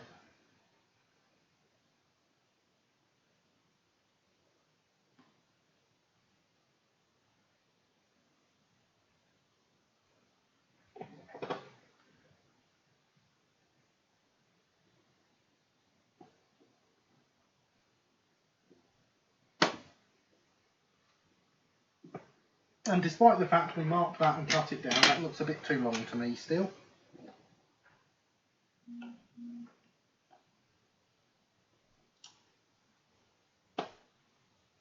So there we go, we'll just get that cut down.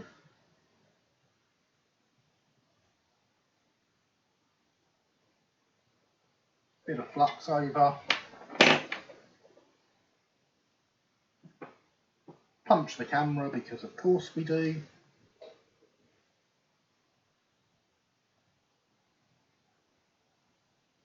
And then we can just put a bit of solder over the foot plate to get rid of that. And now the step is fitted. You cannot see the fitting from the top. Can't even really make out where the solder is on the bottom either.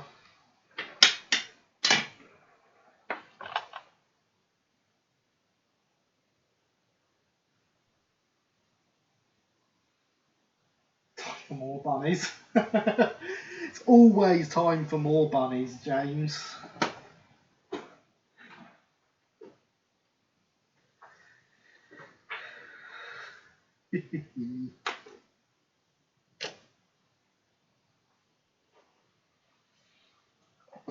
As I say, gosh, that locomotive is looking good. It is, isn't it?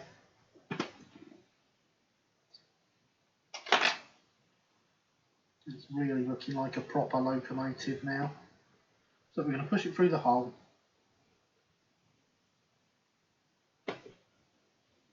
Break off the one we've just soldered on because of course we are. We'll sort that in a second, never mind. Obviously what we should have done was cut them both down and then do the soldering. As I say, never mind, we can sort that in a second.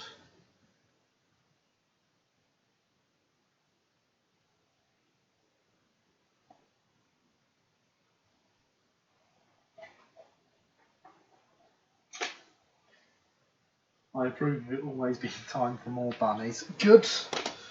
I am glad.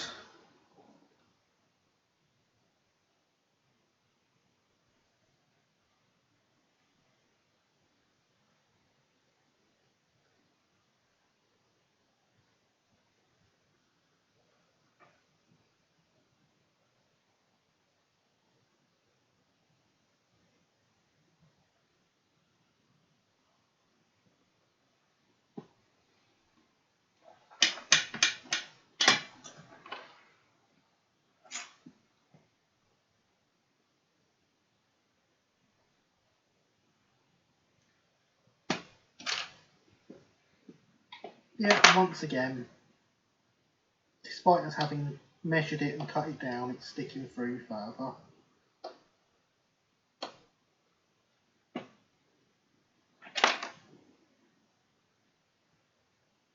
So we'll cut that down, apply a bit more flux.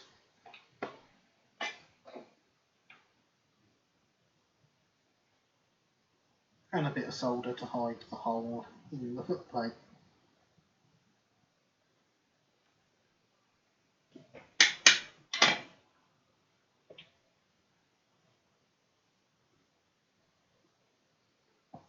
Turn this around because we want the back of it. Give it a tiny bit more flux. Because, you know, you can't have too much flux.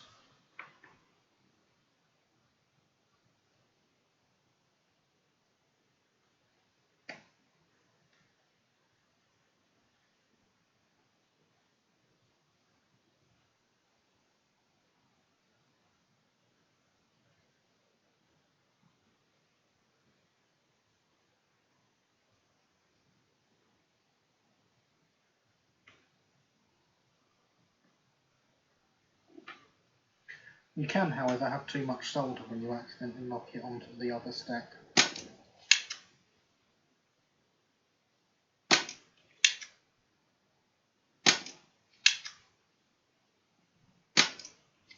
There we go. That's sorted that.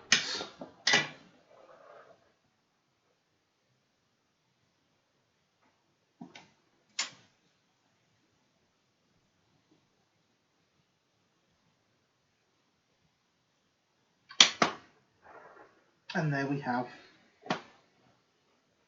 some steps, which of course mean we now can't sit it flat. But it also means the footplate should stop getting bent, which is a plus.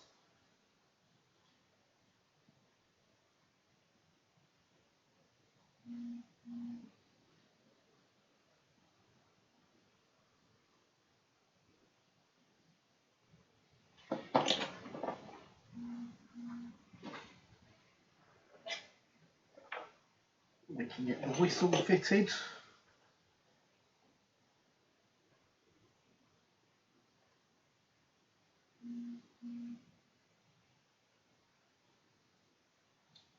I think we're actually going to want some more flux there.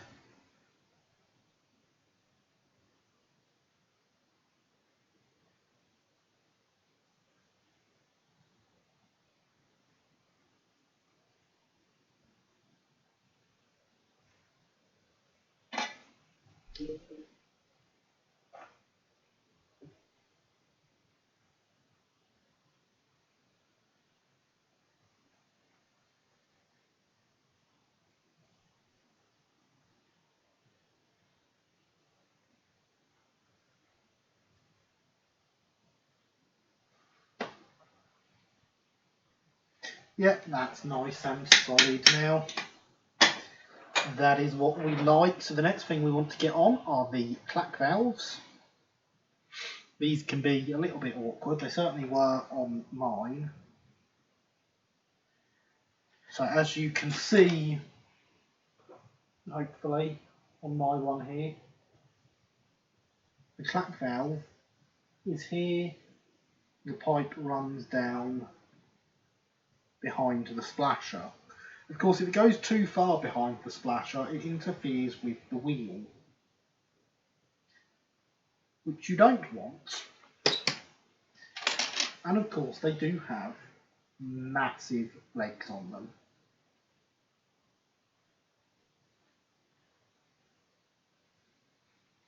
Which we have to sort of bend a curve into.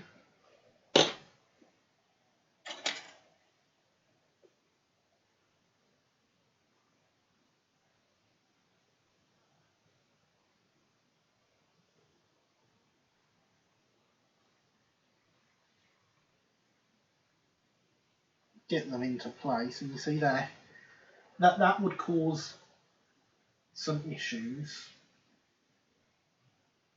This big bit of white metal poking all the way through.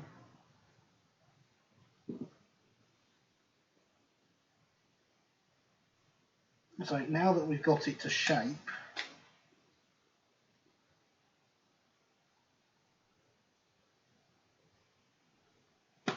we want to cut it down.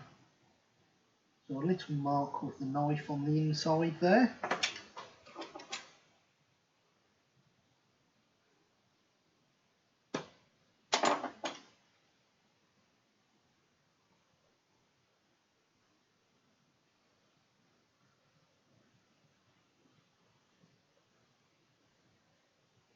Get it back in place and twist it round, and there we go.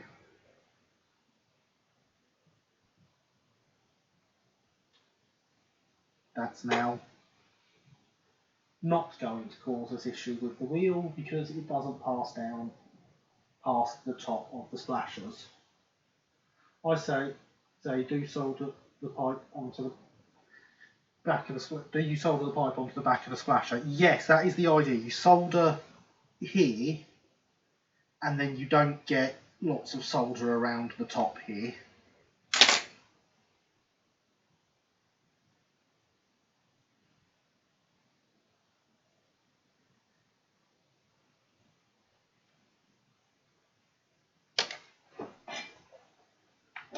Because otherwise you just end up with a massive mess on the side of your boiler.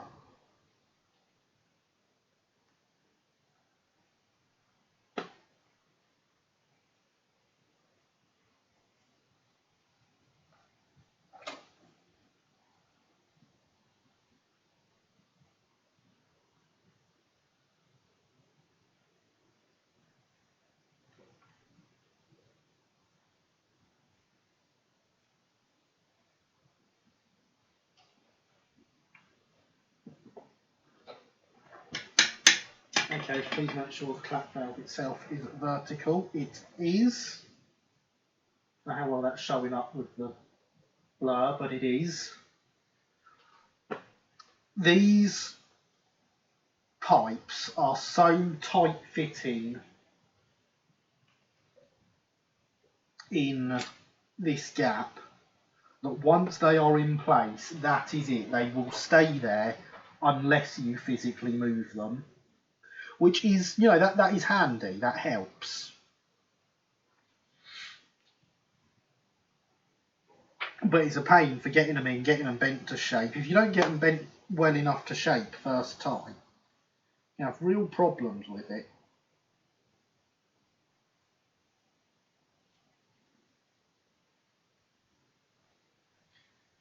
Of course, it is just trial and error.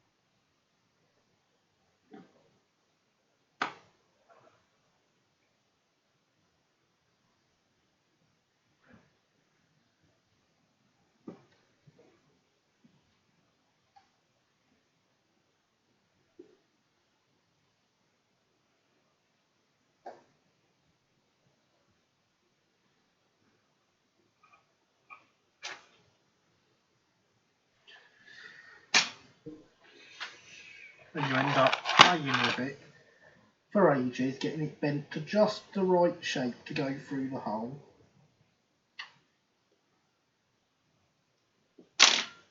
And then you have to mark it up and wrestle it back out again to cut it properly, unless you want to cut it there in place, which I suppose technically is possible, but you know, now that that is vertical there, that will stay put.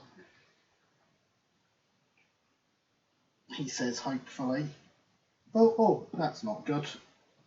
That's not good at all. Did any of that stay attached to this?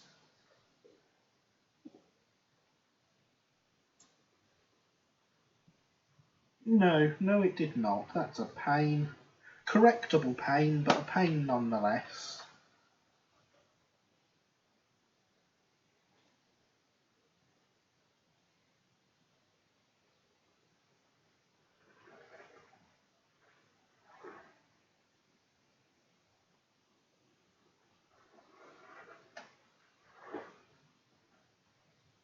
Stop punching the camera.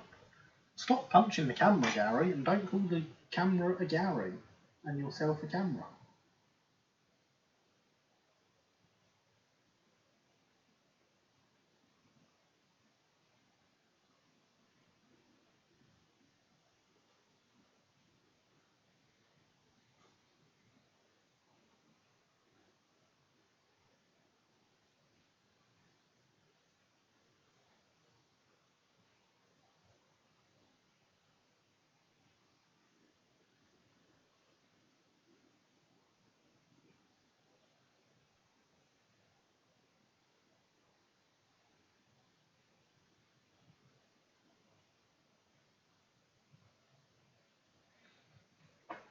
There we go, see?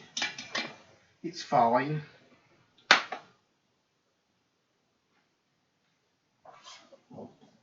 You'd never even know it had broke.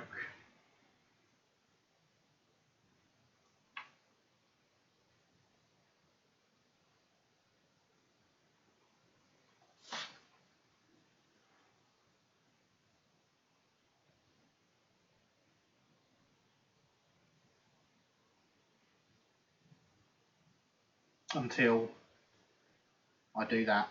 That gives it away.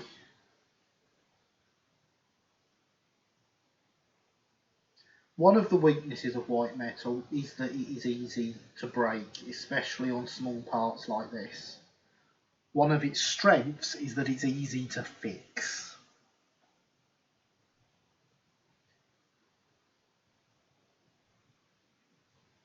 Yeah, but it doesn't matter what way the pipe's bent. Just don't be too aggressive with it, and it'll bend where you want it to.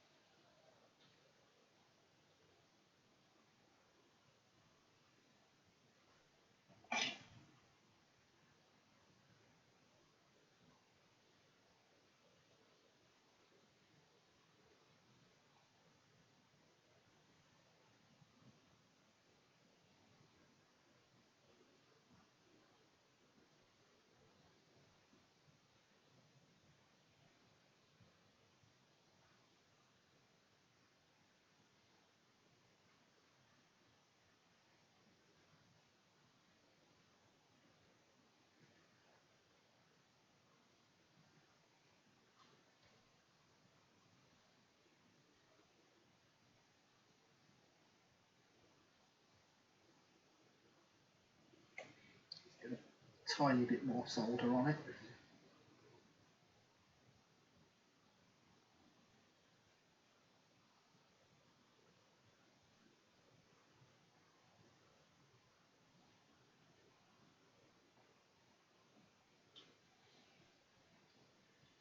Not interact with it too much. Is it as smooth to cut through as I think? It can be. Bring the camera down a bit so you can see what I'm doing.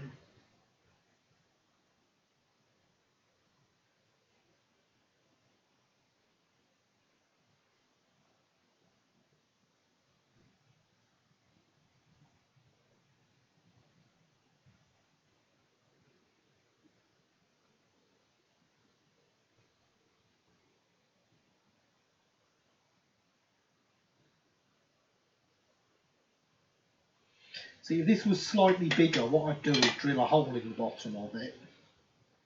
But it's not quite thick enough for that. You'd lose too much strength by drilling through it.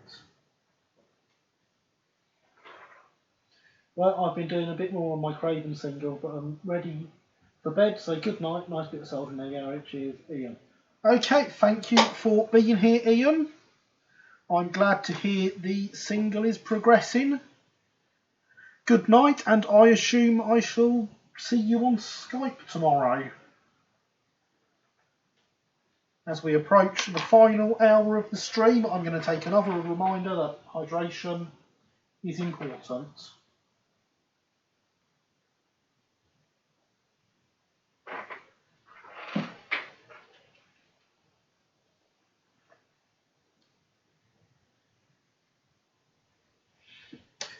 So the reason that snapped is there's not quite enough room for it here. That file is too big. I don't want to open it out that much. I only want this big enough that that pipe can get through it.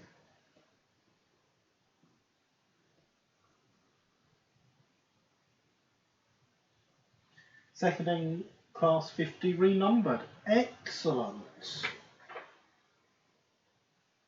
And hydration kittens. That took the bot a little while to respond to that.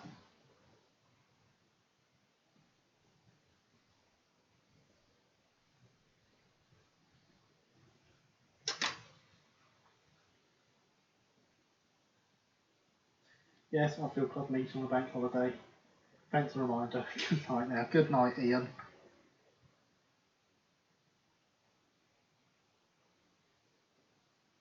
Very, very slightly too tight. Do I have a finer one? Because even that I'm not wanting to do much with.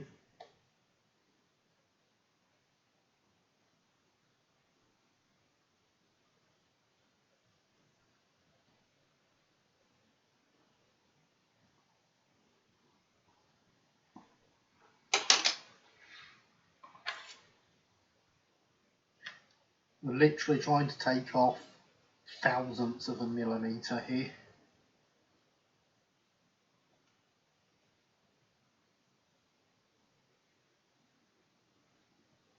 That, I think, is just in, yeah, that's just in the right place.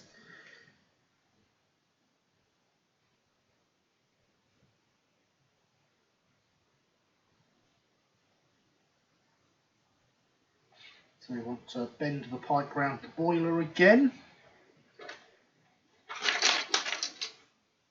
I'm just going to poke this in here again, so there was some trouble getting that in there last time.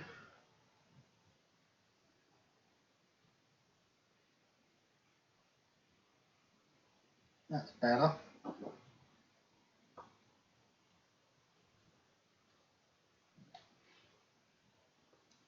Obviously it's still a bit too tight.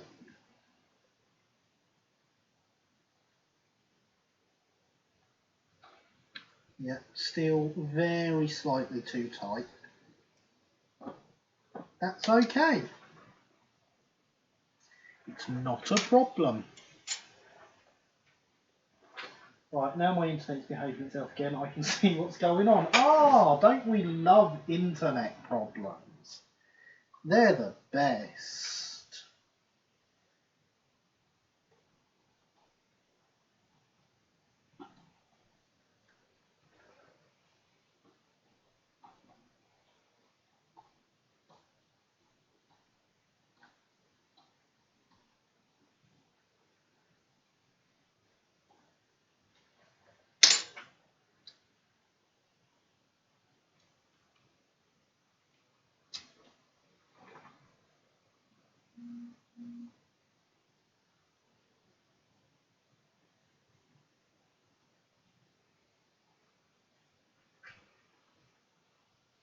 Fiddly, yes, fiddly, very fiddly.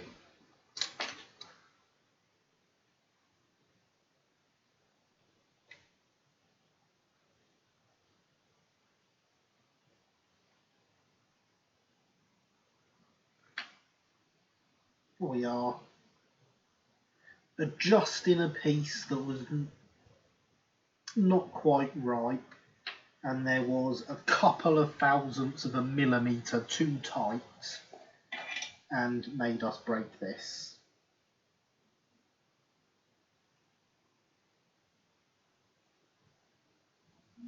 Now I don't know which one of it is that was at fault when that happened.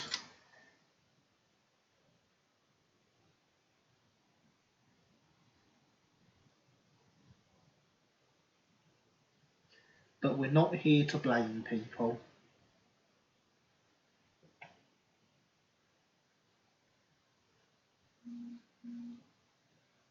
Come on, watch it. Constantly going off. It's fine, Linny. These ones will work.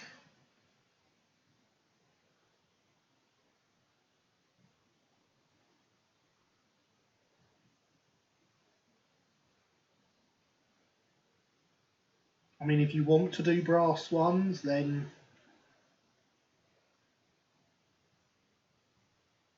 I will stop repairing this one.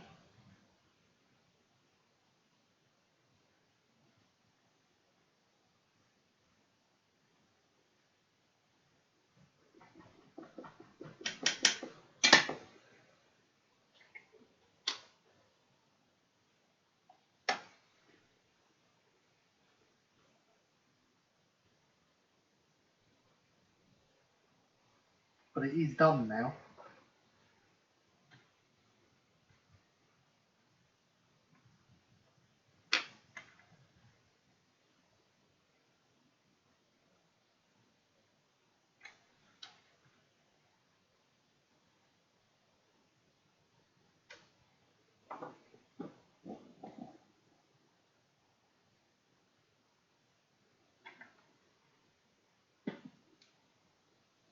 Oh, I could watch you squirm. Charming.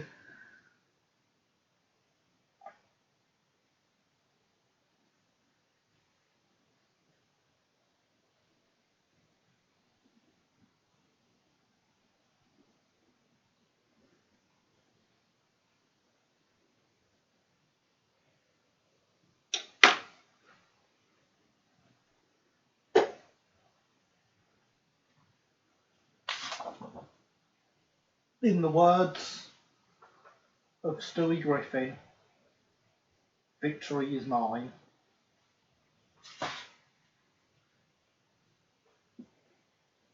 I don't want to remove this now though. So what I think I'm going to do is solder it in place, then trim it down.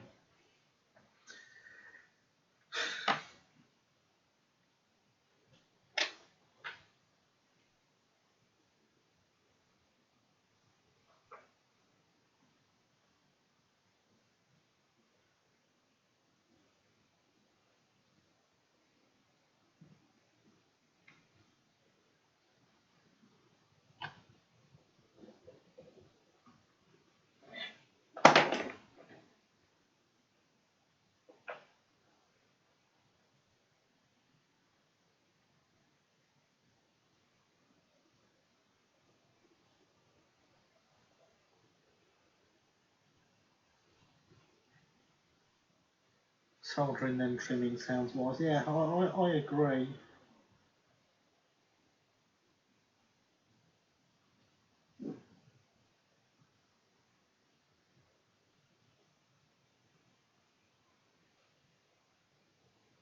I mean, it's awkward because it means the solder wants to climb up here onto the bit I'm going to trim off.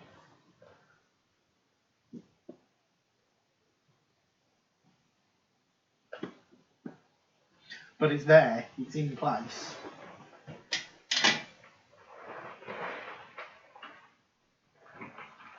The bot says, remember, hydration is important.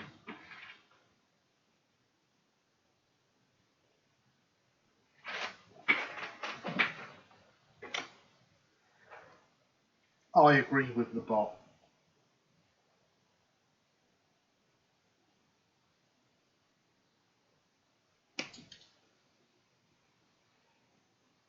And there we have the clack valve in place. Victory is mine.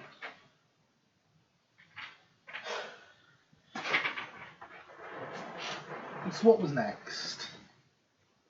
Oh, just the pipes.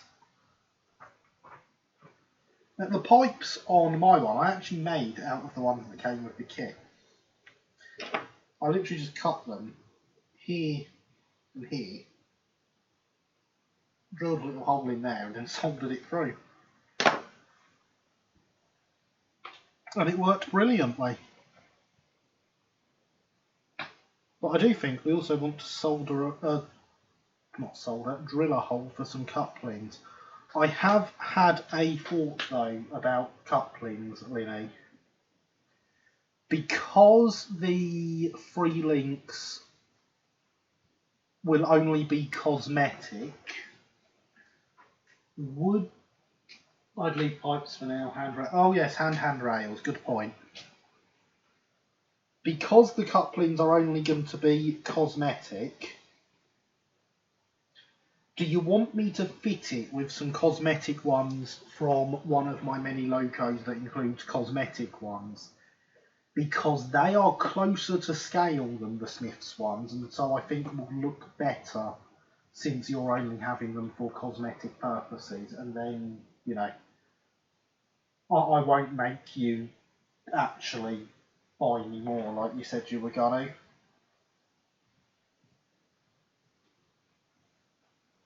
Plenty of handling still required, those pipes are vulnerable. You're quite right. You are quite right. But yes, couplings, what do you think of that idea?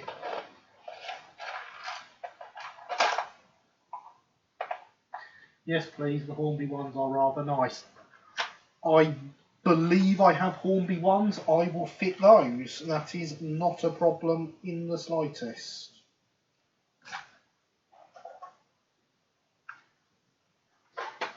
Right. Oh, don't drop the actual handrail wire. We want that. Where's handrail knobs? Let's look through my collection of small things here. Your bearings, your handrail knobs. Your more bearings. Couplings and couplings. There's some more handrail knobs. Are you the smaller ones? No, you're bigger ones. We don't want you. We want these ones. I know I had 2 packs. I just couldn't remember which was which.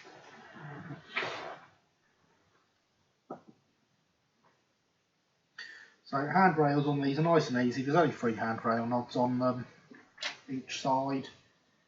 One in the smoke box, one at the front of the tank, one at the back of the tank, and then there is 2 in the smoke box.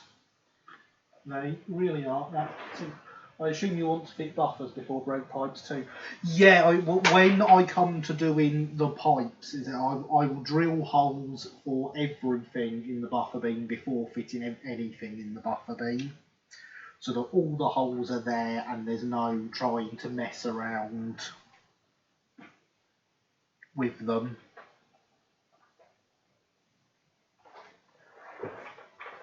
Now let me just double, yeah, that is okay, that is stopping short. I thought so. The pipe, yeah. Yes, James, it does go through my head every time I say it. We just want to open the holes out a little bit, not much at all. Gary boy.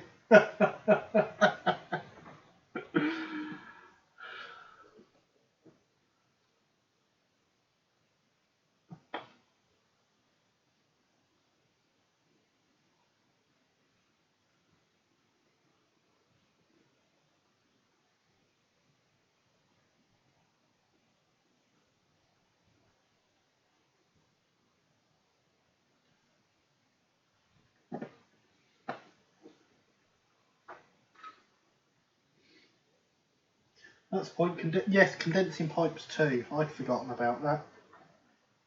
I did just look at the picture of the loco though, so that did sort of remind me what condition we were going for.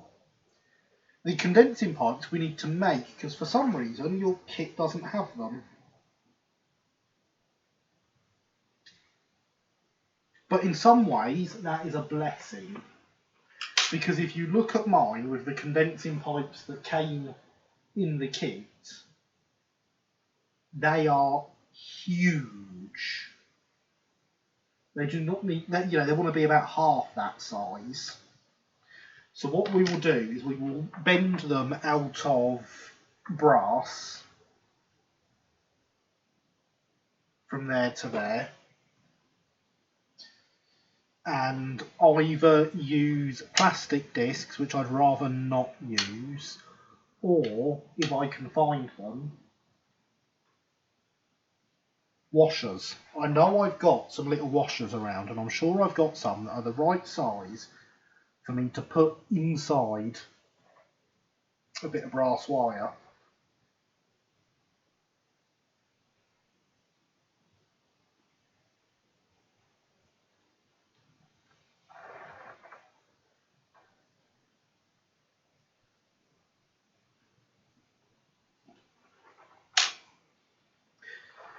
So the main strength of brass there. Yeah, I'd rather use brass because it's a stronger material. Once it's in there, we don't want like a bit of mains flex. You could easily bend out of shape through handling, which we don't want.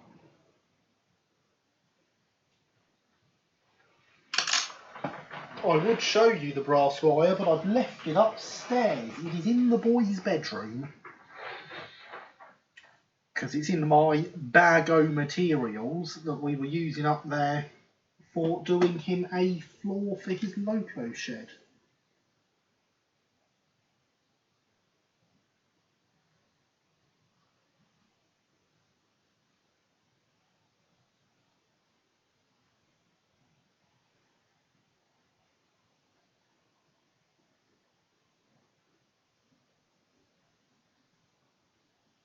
This tank just has the ghosts of the holes on it.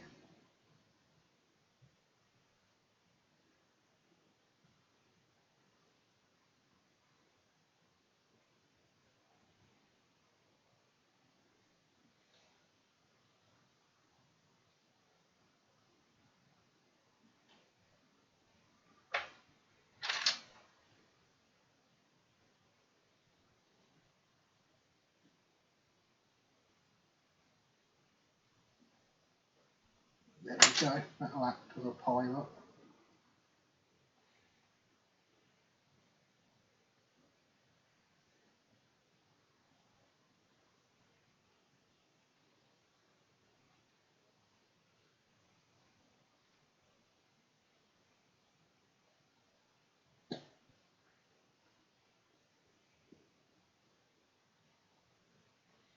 So much for just slightly opening them out to get the brass, to get the handrail knobs in.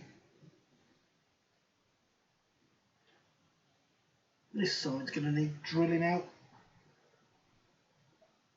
completely.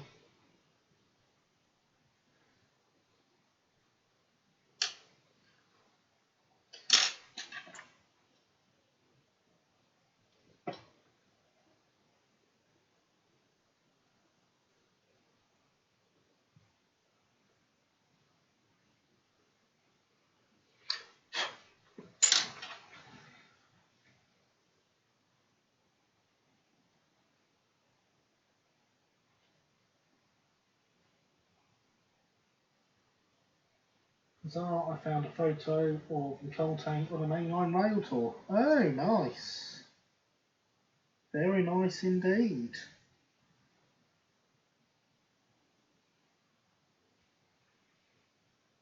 I assume we can expect to see that as a thing on stream at some point then.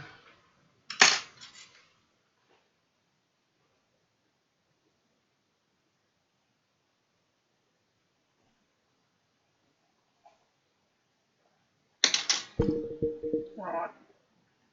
You're going to be too big for these handrail knobs, aren't you? Let's check. Oh yes, they'll sink right into you. We want one size smaller.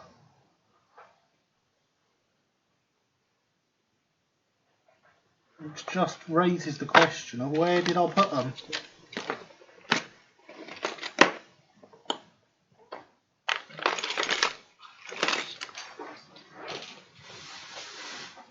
And they were over here. Honest gov.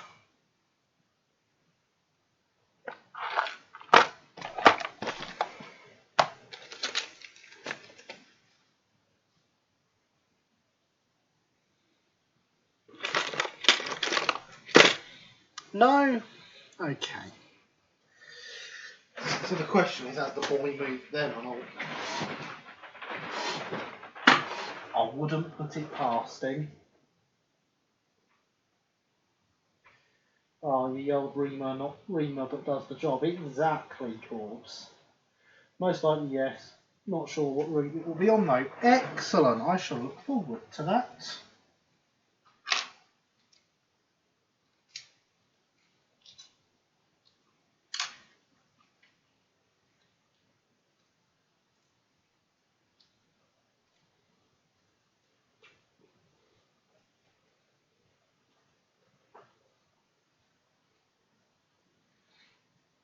Let's at least make sure these go in the holes that I've done on the other side, where the holes actually exist.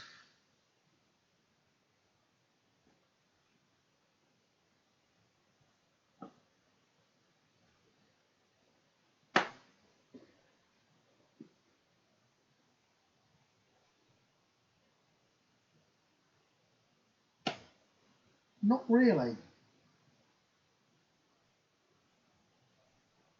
So they all need opening out. Let me check against this drill bit again with my glasses on. Oh no, I just had my glasses. What? There's where I put them.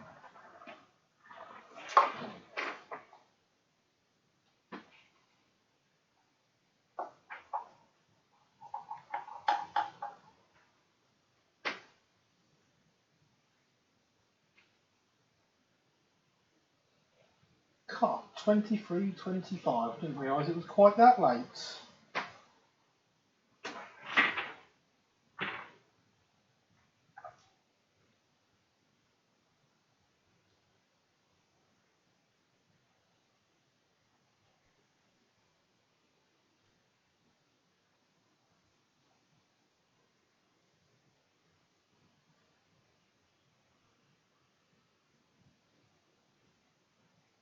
You know what? I think that might just be the right size. Have we got some scrap I can drill into to test?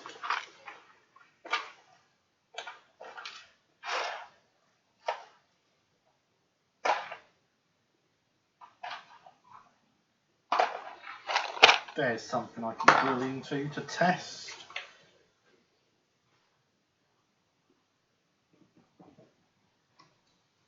Nice bit of wood there.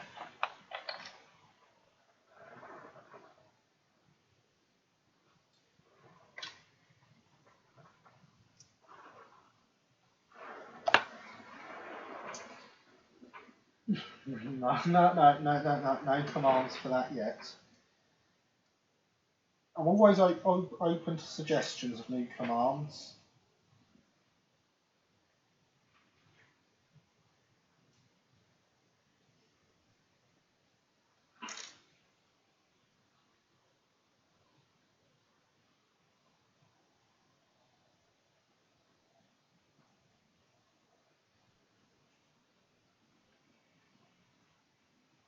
Oh good, this one doesn't actually fit in the drill bit.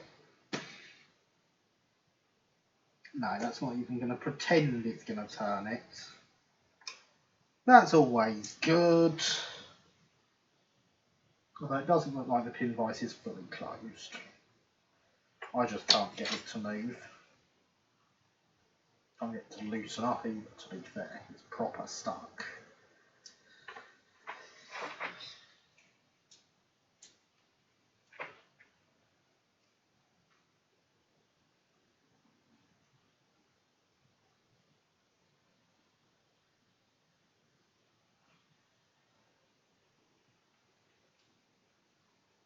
That's better, it does fit. I thought this one would fit. Mark Reverse Marshall LNWR 10.5 schedule the gathering for last time live. All that there's a link to Discord. Suggestions for new commands, this makes me happy. We still don't have a hydration flux or everything falls apart, I believe. I believe you're right, we don't have those.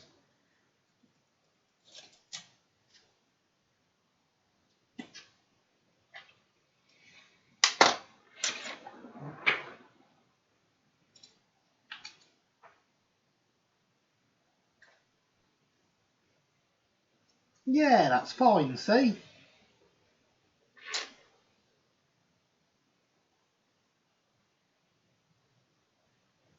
It's not sliding through. I can knit it with the pliers. It's not going through. It's clearly the right size. As you can see, it is stuck out the front there.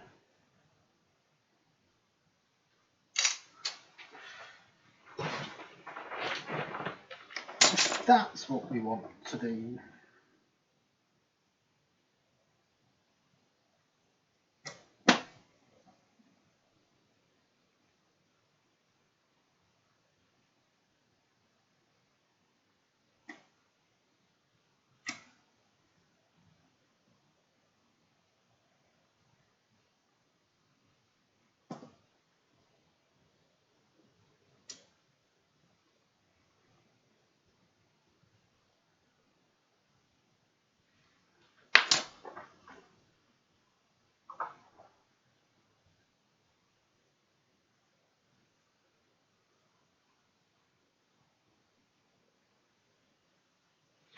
Yeah, see, that fits fine.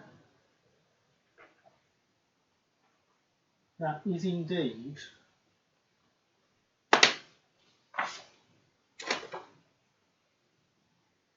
the drill bit we wanted.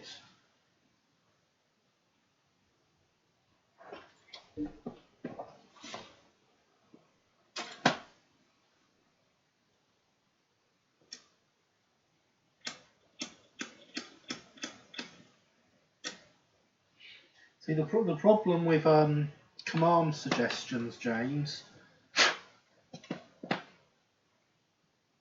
is I need something to write as the response for them as well.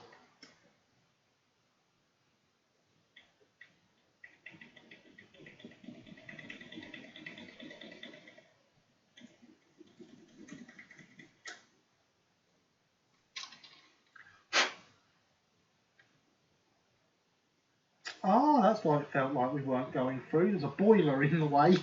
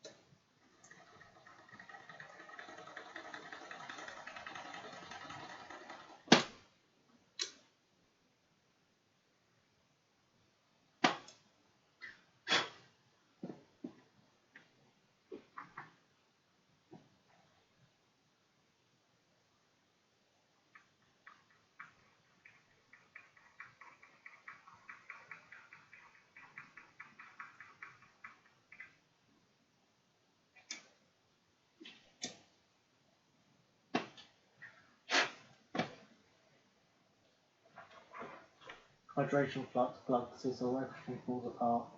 Collapse. I mean, they both make sense.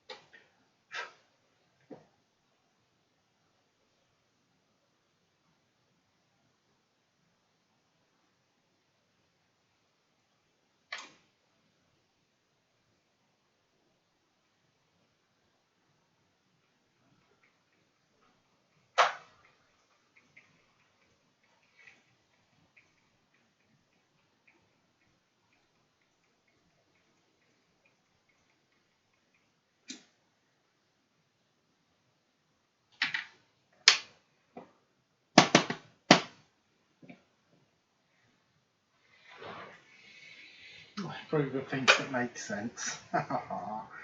Excellent, as do I. And those as commands certainly do.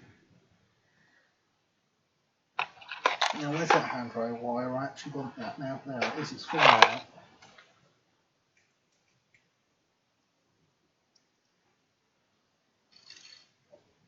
Well, you're nice and strong and thick, but are you small enough to get through the handrail knobs? That is the question.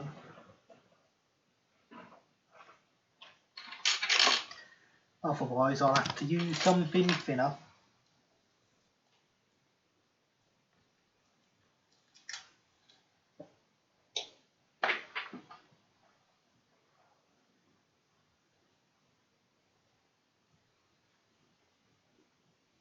You're bigger than the handrail knob, so there's no chance.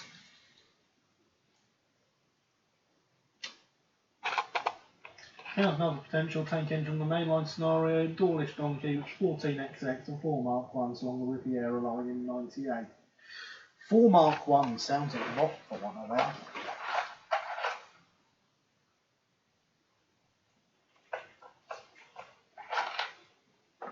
Oh, I just found something else that we need to fit.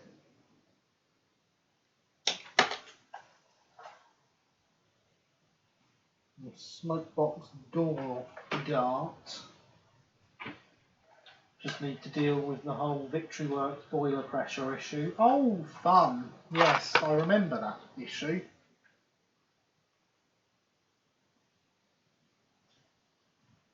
That will make pulling 4 even more interesting.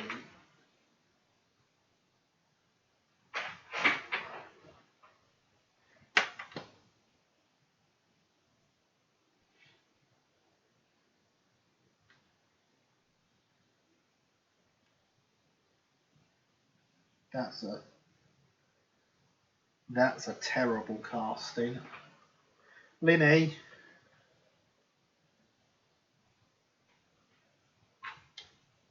I've got 2 questions for you. First one. Don't use the white metal door dart. Excellent. That's what I was wondering. Second question. Do you want me to actually fit the handrails or just the hand? I'll definitely post you a brass one. Okay. Do you want me to actually fit the handrails or just the handrail knobs so that you can fit the handrails after painting?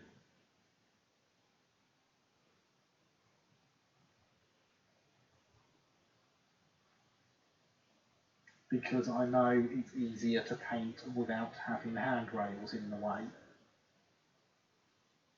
Albeit not impossible to do so with them in the way, because this was built a long time ago and has been repainted today with the handrails already on it. So you can repaint with handrails there.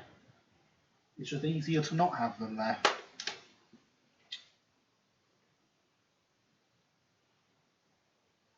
Can you fit the handrails but not solder them? I can indeed. That is not a problem at all.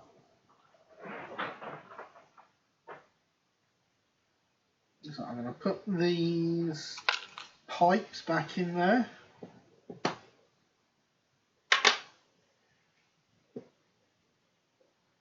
So when I'm fitting handrail knobs, I usually fit the handrails with them, because I can have the handrail hold all the handrail knobs straight whilst I solder the handrail knobs on, and then I remove the handrail to paint and then put it back afterwards. Then I can remove them and place them. Smoke box door one should be fine. Okay. That is how I will do that. The wire they provide is way too thick for my handrail knobs, so I will have to use my brass wire that's coiled around here. Don't worry, it does straighten out okay. Because There's none in here that it comes with.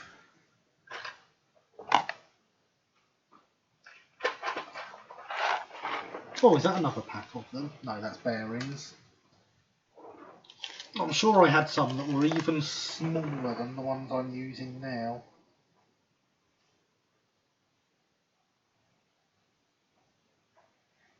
I just found my washers.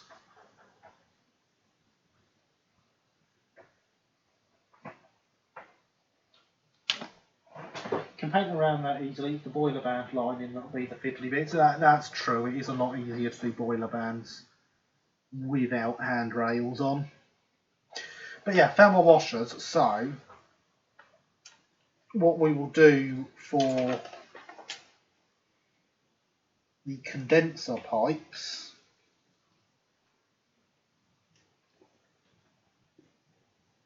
is I've got brass wire that's this thickness.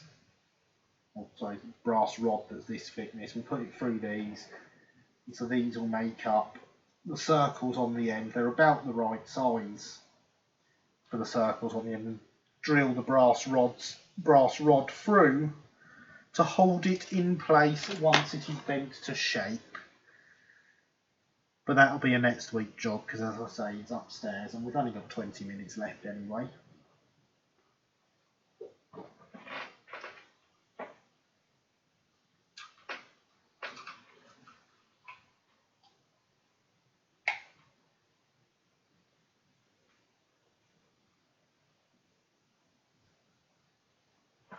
Yeah, this wire straightens up just fine. You just have to snip the end bit off every time because of how I wrap it.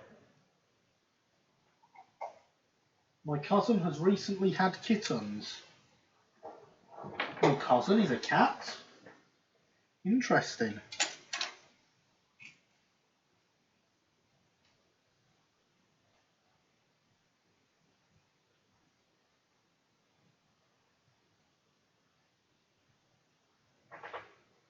Nice straight wire. Rather than my cousin has recently adopted a stray cat that has just had kittens. That makes more sense.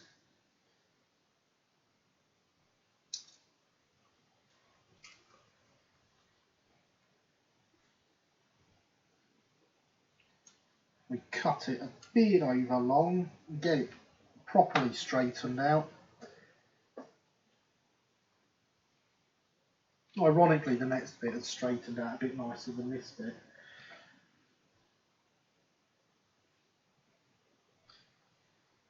Adopting a stray and it then having kittens is an interesting situation. Prepare yourself for one cat and end up with a whole litter.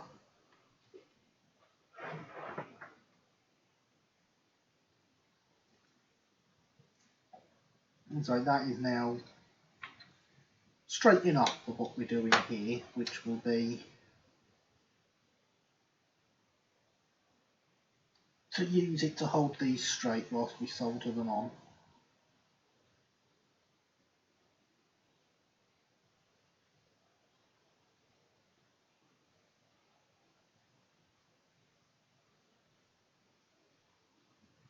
Oh, it's not going to go through because of the snip on the end. Where's my set that cuts these nicely?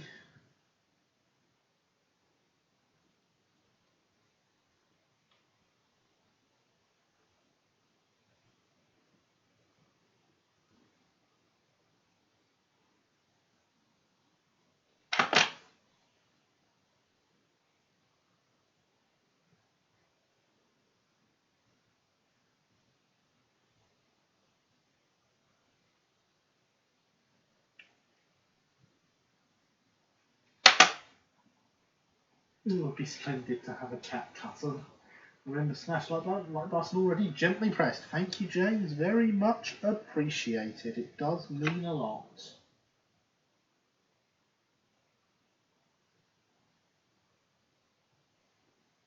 I quite often, after filming the review, have a look at how many likes and stuff the video, the live stream has got, and it does always make me smile to see all the likes there.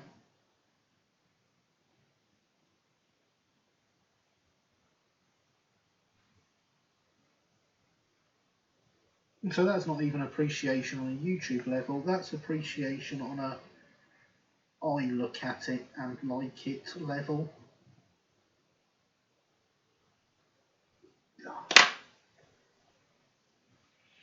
Just saying, I often have trouble with these.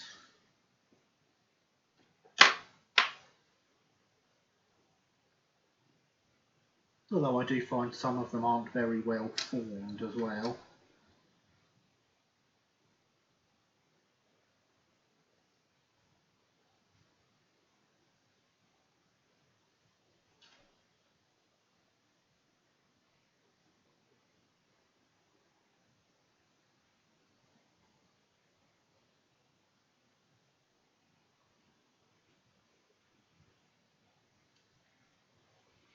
The fact that that one's gone on so easily makes me think the first one I was using wasn't very well formed.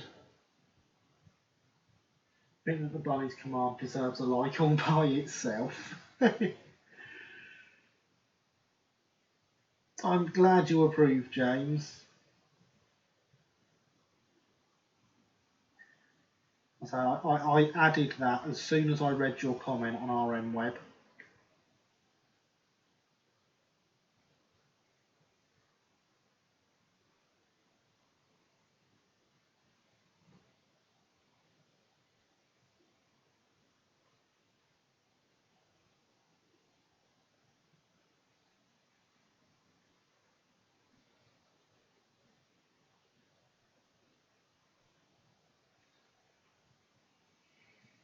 Again, fiddly. Oh, yes.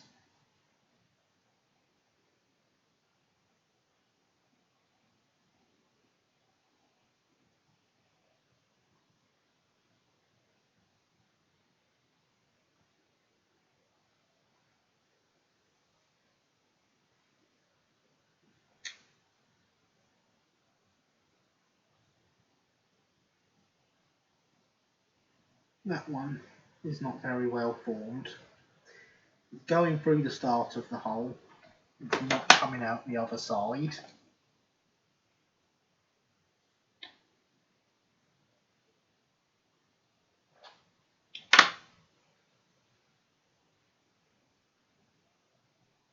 A situation I do generally find rather irritating.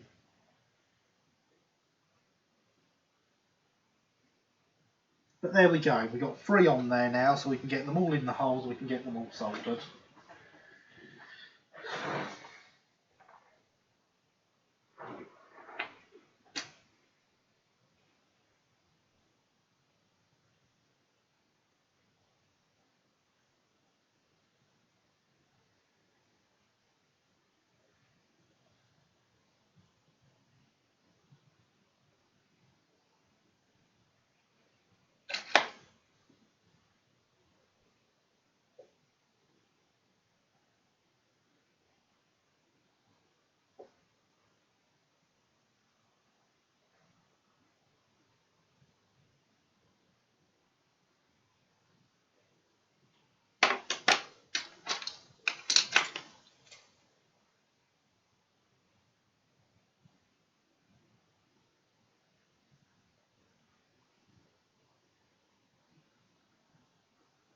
Oh, I drilled that hole too big, that was silly.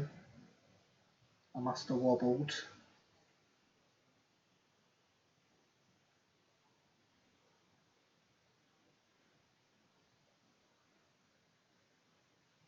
Not a problem though.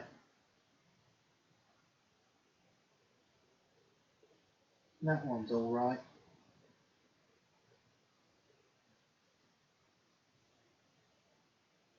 So you'll be glad to know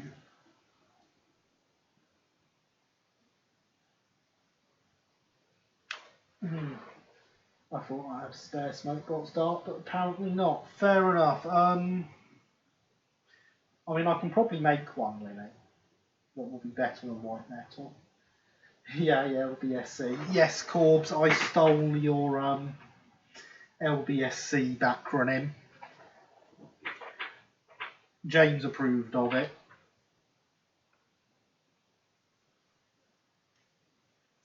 I have just remembered I need to tin all these with real solder before soldering them to the white metal because they're brass.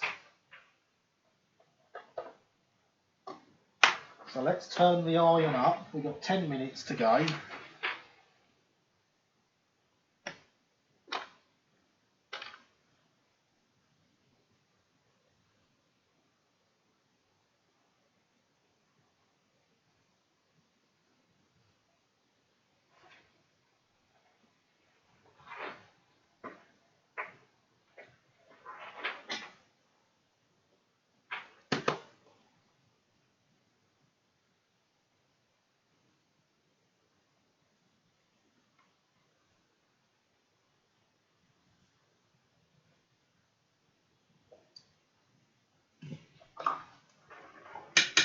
And now we can drop the temperature on the iron back down.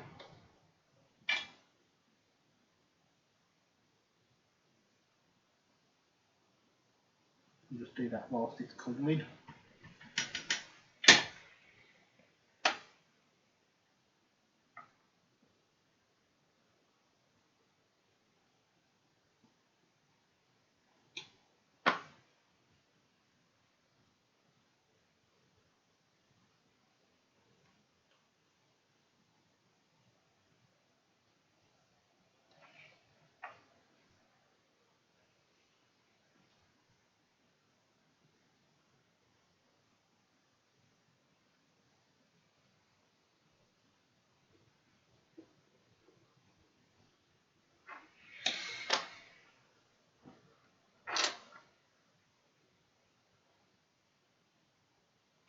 And then we can apply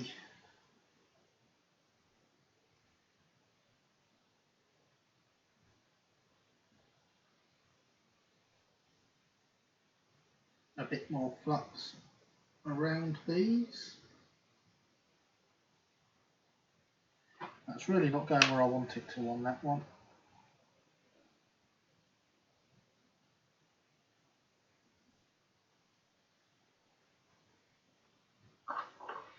The iron is nearly cooled down.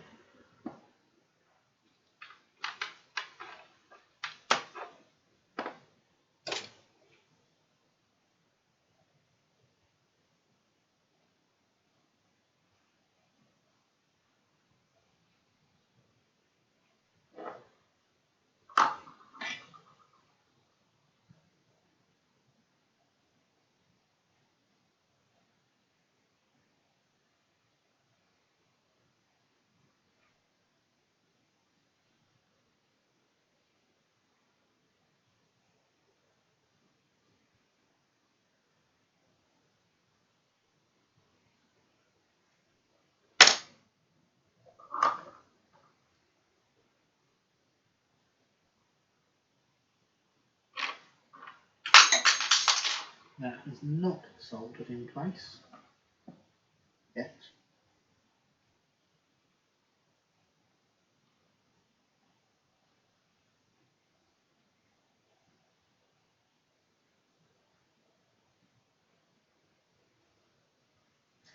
Now it has.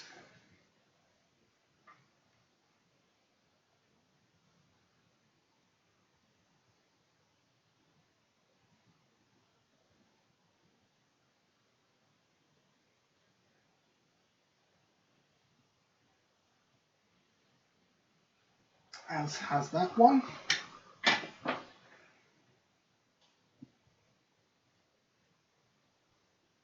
Right, I need a slight bit of adjustment, that middle one I think, but we'll do that once we've got this one in place and it'll be easier then.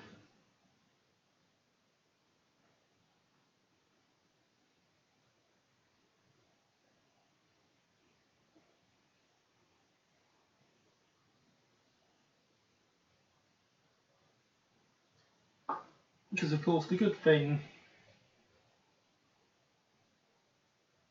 about solder is if you want to adjust a part, you just heat it up again.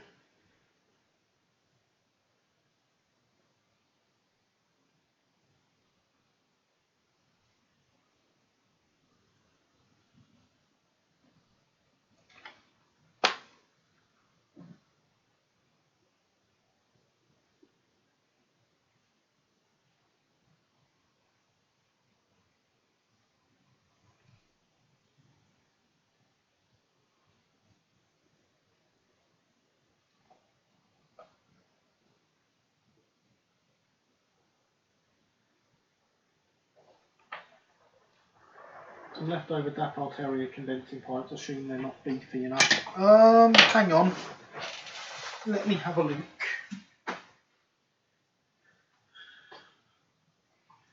They're about the right thickness. The question is whether they're long enough.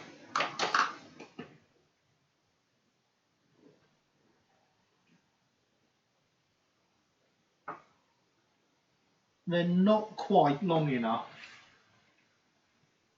But they're about the thickness that you want. But from the tank, they only reach to about here, whereas they want to come to here. Unfortunately.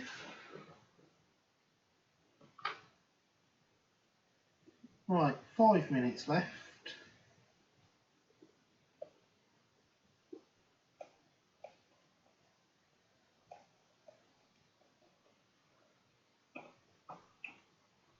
Oh no, don't bend.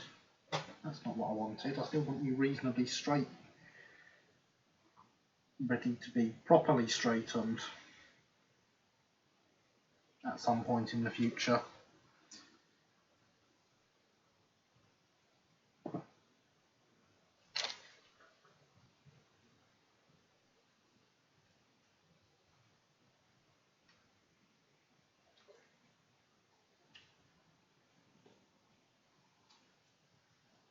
I can see them all now.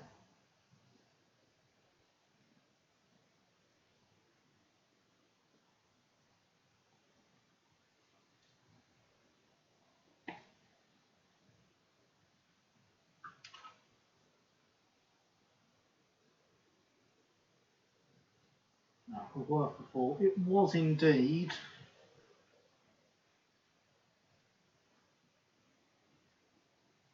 Well, that one's definitely not formed properly.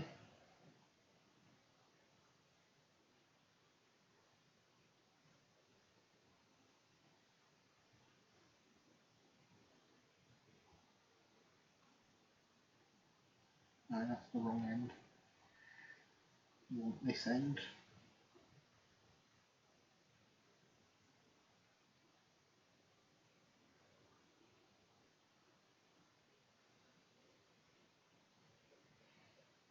That one's not going through.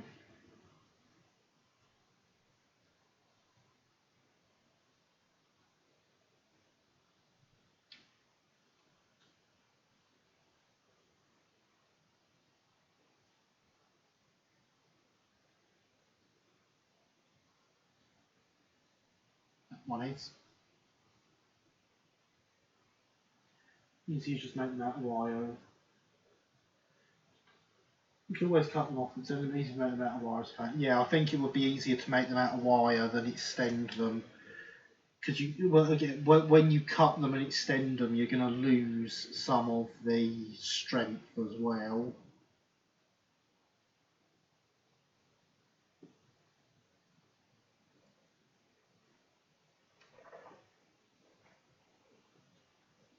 Well, that one looked good until I dropped it. Oh, there it is.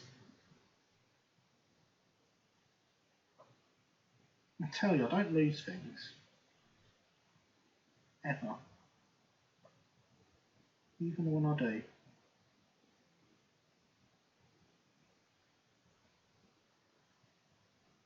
No, it was only good on one side. Does anyone else have this problem with these guys' handrail knobs? Where the holes in them aren't fully formed?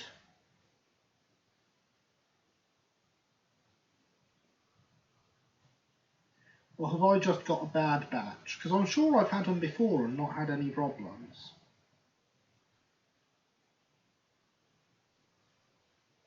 But these ones, I've seemingly had quite a few where the hole isn't fully formed.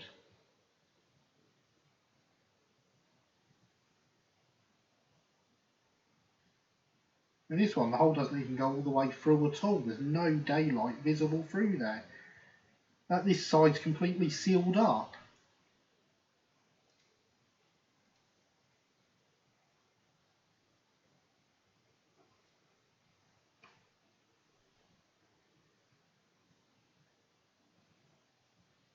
That one's the same. And I'm nearly out. I think I'm going to manage to pick ones that fit, get them on this wire, and then we're going to be done.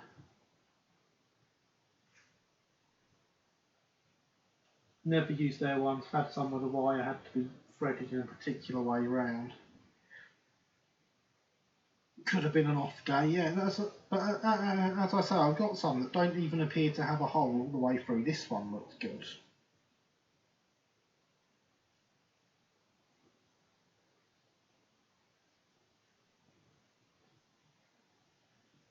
That one was good.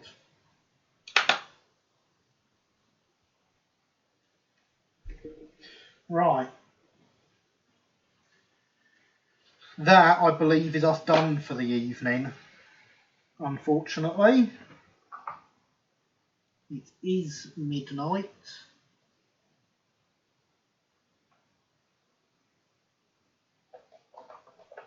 As long as this isn't fiddly, I will... Not enough for the smoke box front. I think I have got enough for the smoke box. I think I've got 2 more, so I've got enough for the smoke box front. Just.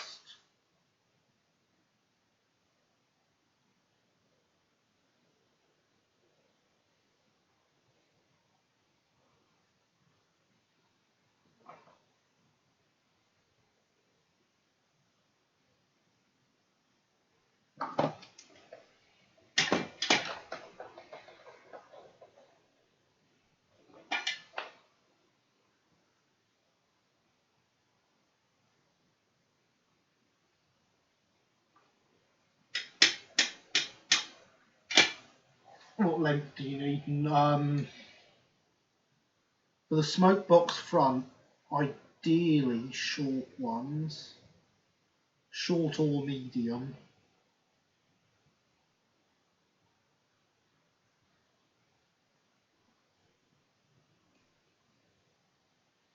I'm looking at mine and I think I used medium on mine and it looks good.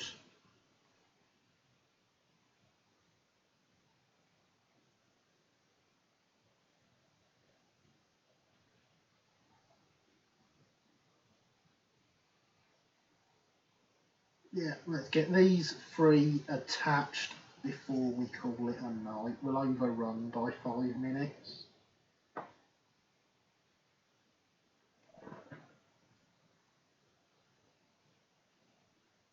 It's not often we overrun. I don't think we've ever overrun before, but I don't want to lose them. So if you stick around whilst we overrun, that would be very much appreciated. If you don't want to stick around because it's midnight, I totally understand.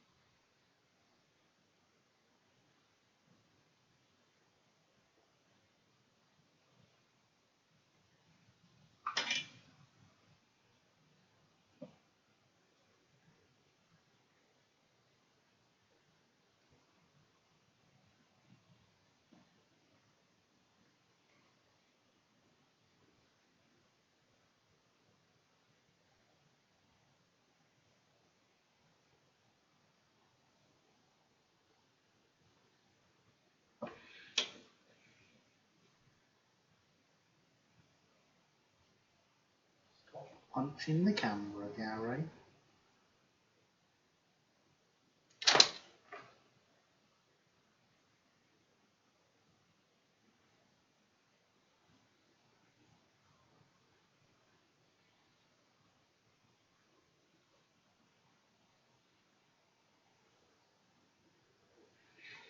car. This is not wanting to pick up solder this time. It knows we're late, doesn't it? Okay, no, you finished now. I don't need to pick up solder.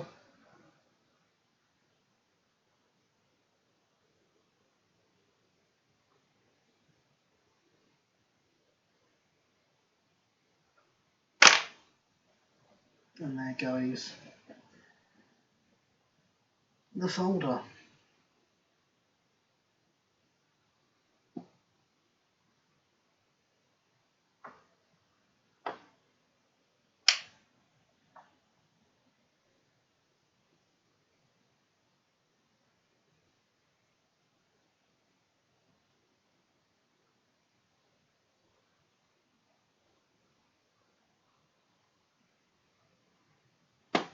Right, there we go, it's in. It needs tidying up, but that can wait.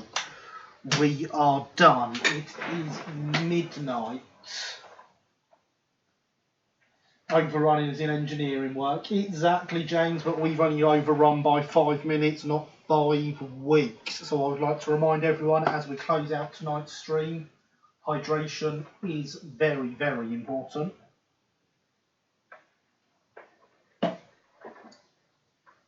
I would like to tell you all, it has been absolutely fantastic having you here.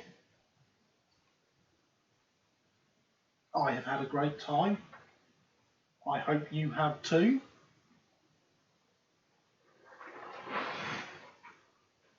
We have got a lot more progress on the D1. It doesn't look like it because of course we got so much progress done first time.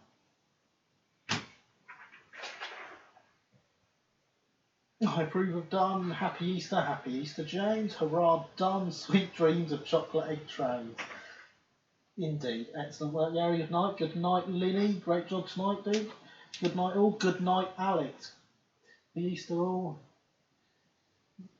Happy Easter, Javier, and good night, I suppose. I've had a class 50-tastic time. Excellent. Glad to hear it, Jade. I approve of progress and D1s. Great work. Thank you, Corbs. It has been great having you all here. Do look out for Tuesday's video. If you haven't already, drop down there, like, subscribe, ring the notification bell. It really does mean a lot. We've got a layout update coming on Tuesday. I'm not telling you what layout for. If you were listening through the night, you would have heard. If you weren't, you'll have to go back and watch the stream through again, or wait till Tuesday, your choice. So yes, thank you very much for being here, everyone. I've been Gary, this has been Let's Build. You have been fantastic. Good night.